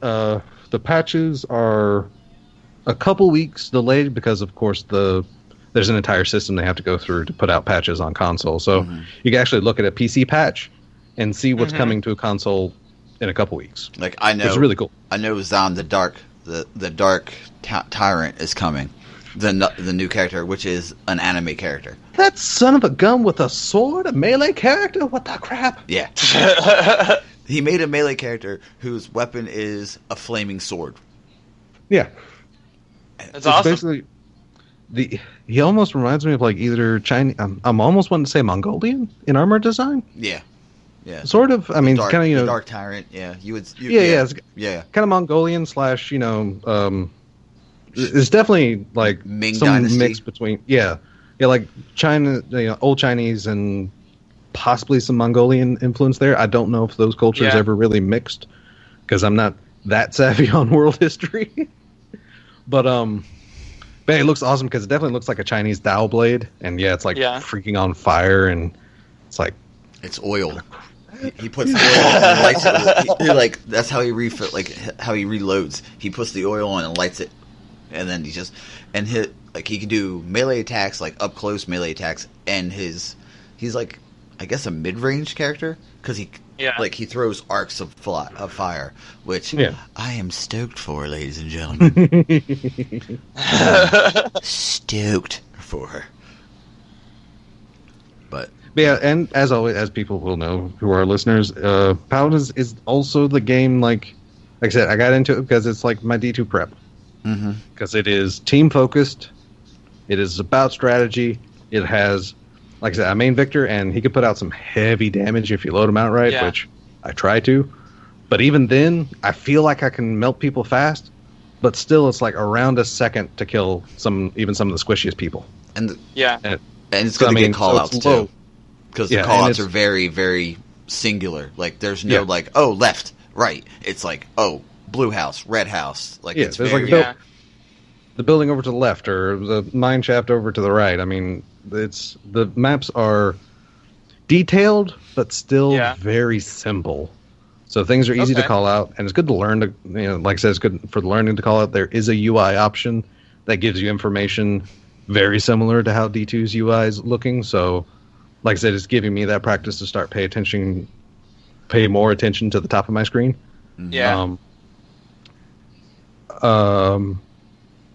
Like I said, low, very low time to kill, which it's looking like D2 might be gravitating towards. So it's good to get into that mentality now. Exactly. It's like a good place to really practice that. Like I said, to learning generic call-outs, to pay attention to more UI elements and things like that, and just like I said, getting used to kind of like certain characters do have crazy mobility, so you can kind of there's Eevee. like I said, there's a lot of similarities. Like Eevee, who has like legitimately 2 get out tools, and one just I'm gonna encase myself in ice and stay alive for a few seconds, and oh look, I'm flying away. No, she literally flies away. Yeah, like on a witch on broom. broomstick. She literally flies away. She's an ice witch. A 14-year-old ice witch. Ooh. Yeah. But the downside, there is one massive downside to Paladins, at least right now. Yeah. player All of their characters have amazing personality and amazing uniqueness to them. you wanna put them all- rivaling Overwatch. Is like some of this character depth, but with like more fantastical elements.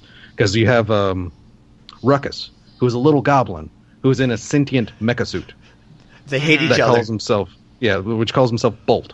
It hates him. It hates him.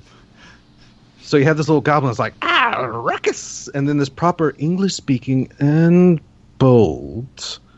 So these characters have so much personality to them, but there's no story. None. There's less story to Paladins than even Overwatch had. None. Because there's no lore behind these There's not characters a drop either. of story. I would love to know how Ruckus found Bolt. I know, right? Or if he built them, or good God. Like, what's the deal with Saris, who's like this edge of darkness? It reminds me of Eris Morn, legitimately. Oh. With like the hood covering her eyes and kind of fingernails on my mind, like speaking. Hey, man, why is there a Spanish knight with a fire lance? That's true. What? Yeah. Yes. Fernando. I will not die yet, amigo. Yeah. He's like a knight that uses this energy shield that has a lance that doubles as a flamethrower. And a fireball shooter. Yeah. That's crazy. Oh, you want to talk about some... Drogos is a dragon who has the same ability as a One Punch Man with his ultimate. Yeah. Dude. Makoa is a turtle Yeah. with an anchor. I could get behind that. I could get behind the One Punch Man, dude. Dude, listen. Oh, yeah. I will gladly let you play Drogos 100. I hate that. I cannot play that character at all. I can't do it. I mean, like I said, they just have such personality. There's like an orc. One of the supports is an orc. Where do orcs live? Who knows? There's a sentient tree. Yes, Grover. Grover. Awesome support character. Because he has like Zenyatta's like tranquility like ultimate where he heals everyone like massively for a few seconds. Also but he's uses a an tree, axe. so like he blooms and he runs around like waving his arms like as a blooming tree, healing everybody. And it's like, what the crap? That's awesome. So I mean, like I said, these characters have so much story to possibly tell, and it's like there's nothing. Not a stitch of lore. Not a... It's like not that's like the massive downside to Paladins, like massive, because I like finding things out about games, but sadly for this, it's as is. I mean, Slim pickings. Slim pickings. Actually, Dan, I think you would like Androxus, personally. Androxus? I'm looking at all the characters right now. That's what I've been doing. The Godslayer is his pseudonym. The Godslayer. Damn, yeah. And hell yeah. His dialogue like makes him reference like he might be cursed by some affliction, probably because he slayed a god. I mean, his ultimate is pretty cursy. He looks like Spawn with horns. Yeah, pretty much. I mean, basically, if you literally combine, like visual wise and kind of gameplay wise, if you literally have Reaper and McCree do the fusion dance, like their fusion form is Androxus, basically. Because he's got a 6-shooter. His ultimate's dope, though. He can fan fire it. Yeah. He has this crazy movement ability that's practically a teleport. Yeah. And then he can actually hover in the air for whatever reason. He can just slowly glide to the ground. Yeah. And he can actually dash into the air, do his ult, and he'll just hover while launching fireballs from his gun. Mm-hmm. It's like I said, there's a lot of like good design, but yeah. And there is a little bit of a learning curve, but you learn things as you go. Like, I didn't know today that the character that I like is a shield breaker. Yeah. And the game after, like the as soon as I figured that out, we Raven and I played a game, and there was 2 dudes throwing shields around. I was like, thank you. I'm just draining their shields to fill my shield in life, and I was like, you're done. You're not going to enjoy this at all. It's like there'd be several times I'd be coming up. It's like, enemy barrack is like throwing down a shield, but it's like, thank you. Within a second, it's gone. It's like, going num num num num num num num. That was what I was doing. I was running around going num num num num num num num. Like they could have so many good stories. Like the way the way High Res introduces, like if you go on their YouTube, they introduce their champions by doing like a little cutscene. Yeah. And they're so interesting. Like you can see that there's like they're trying so hard. There's a story. Hold back the story. Hold back the story. Make people want to play this game. I'm like, bring the story. I want to play the game. Come on. Let me know why Inara is a Stone Warden. Let me know why they have such dope pseudonyms. Like, I think what's Barracks?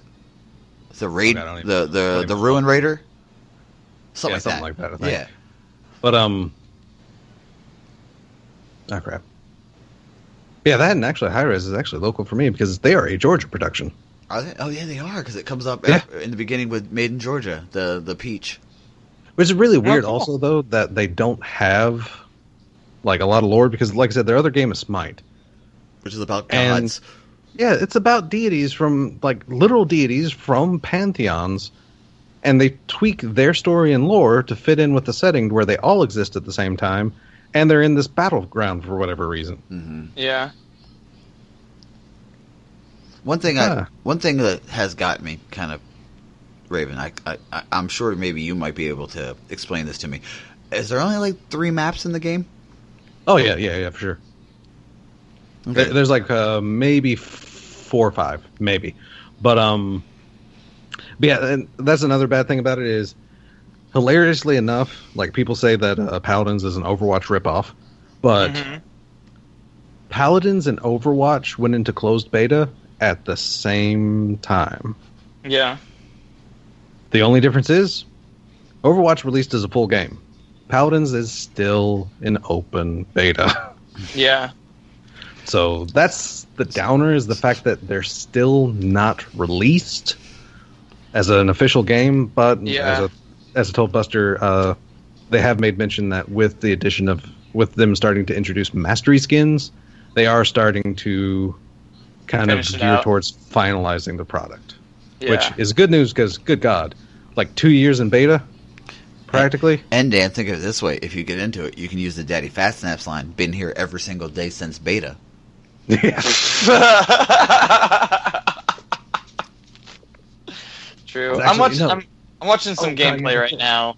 Whenever, I don't even remember the date, but I know because it was about 2 weeks before, or maybe a month before it went into open beta, is when I got into Paladins. And it's been in open beta for a good bit now, even on console. But yeah, because I had just barely gotten into the closed beta, which actually was a very fast closed beta thing. I put in my email for the closed beta, and then it's like the next day when I woke up, oh, you've been accepted. Here's your code. Cool. Unlike the Lawbreakers closed beta, which I put in my email, and I still ain't heard nothing, so yeah. Crap. Yeah, it's a very interesting game, really. And yeah. Dan, like I said, I'm watching gameplay right now. Dan, I sent you one of my gameplays, so okay, you can cool. see, like, you're probably watching one of like the top ranked guys play. Well, which is cool because how we were talking. I'm watching a tutorial on each class. Okay, you're watching high res. That's basically what I did too. Yeah.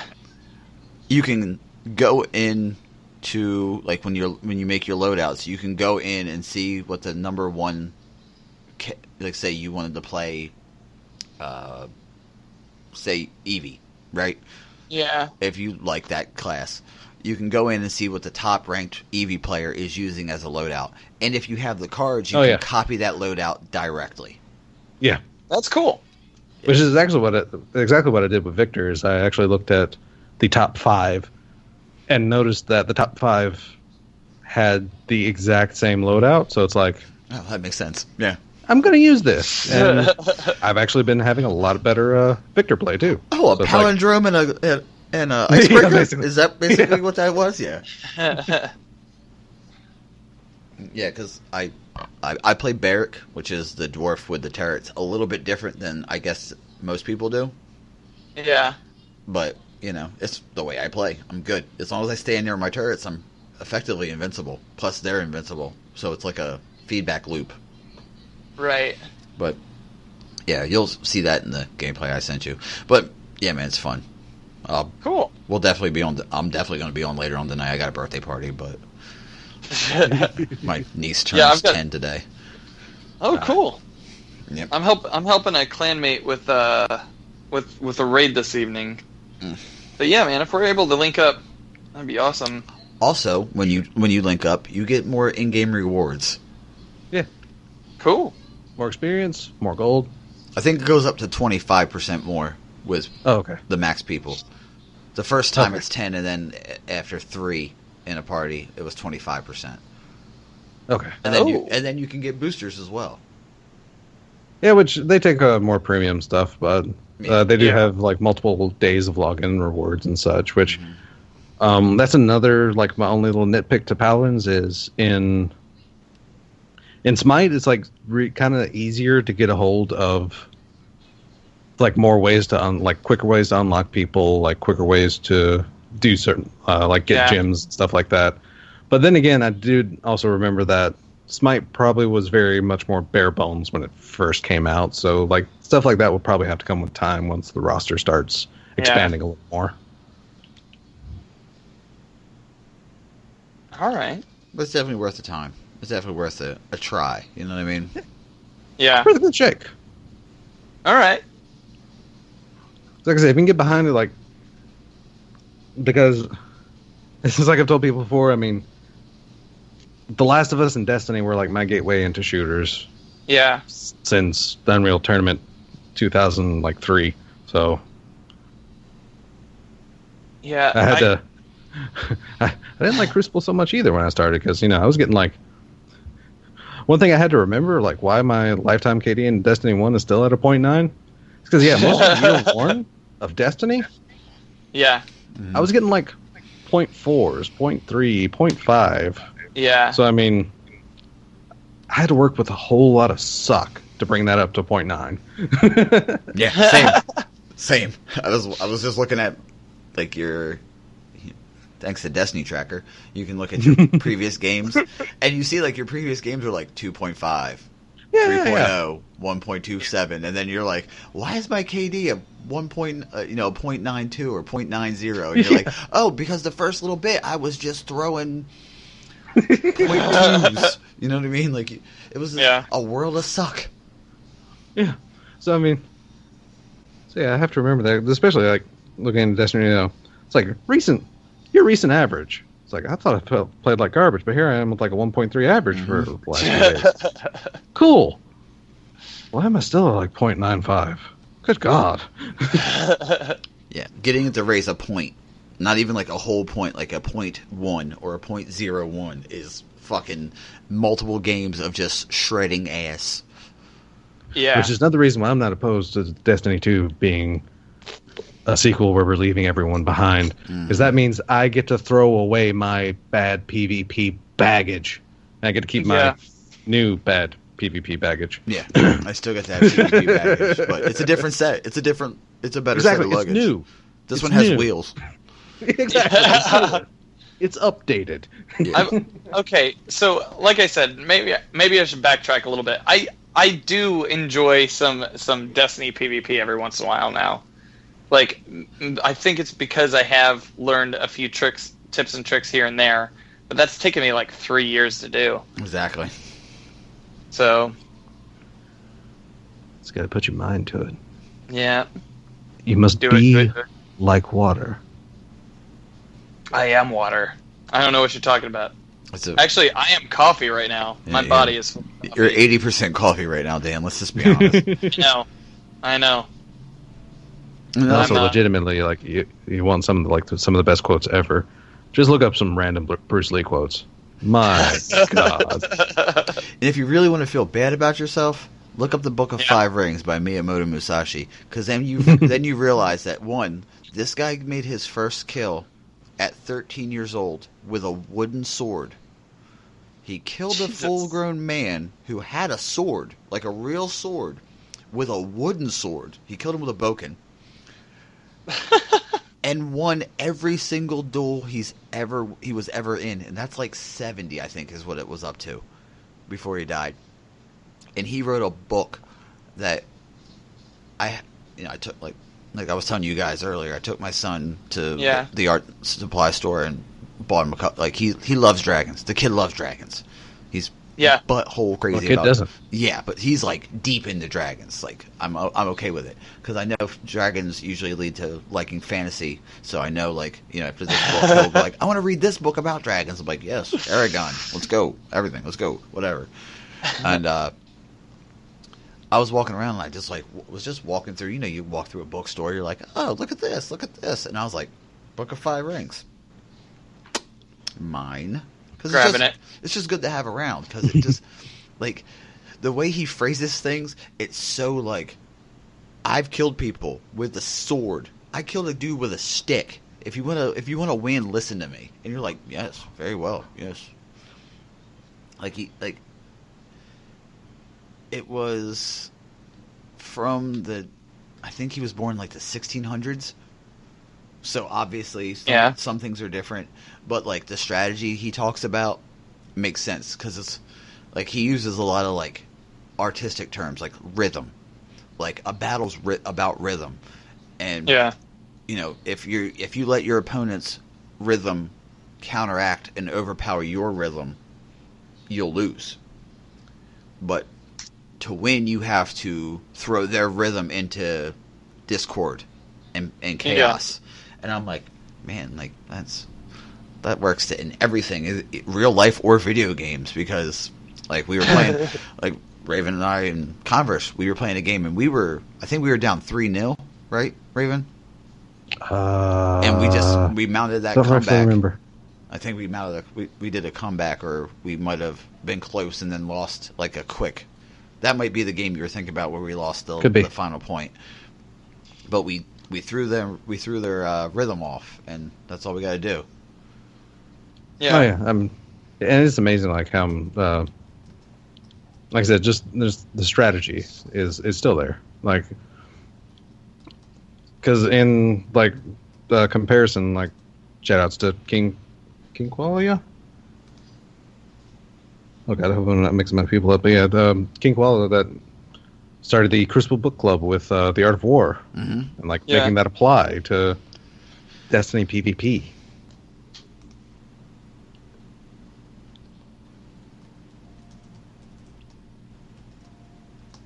Oh, But I need to. We could definitely, yeah. So in all, if you've listened to this podcast, you now know that there is a series of books to read by Frank Saberhagen. Also, the Book of Five Rings by Miyamoto Musashi. A shit ton of comics. And, I mean, all the comics. I think, suggest the entire Jonathan Hickman run. Yeah.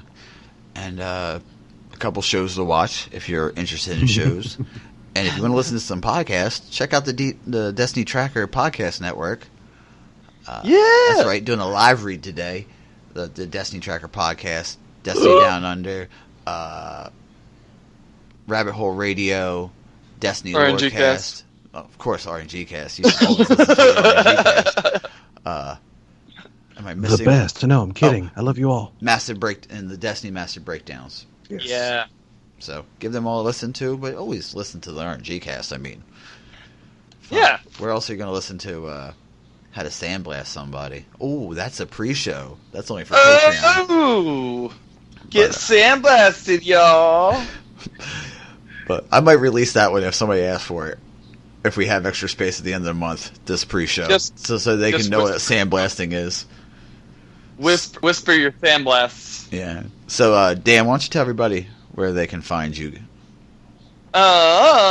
You can find me on Twitch at Danfinity. You can find me on Twitter at DanFinitwitch. See what I did there?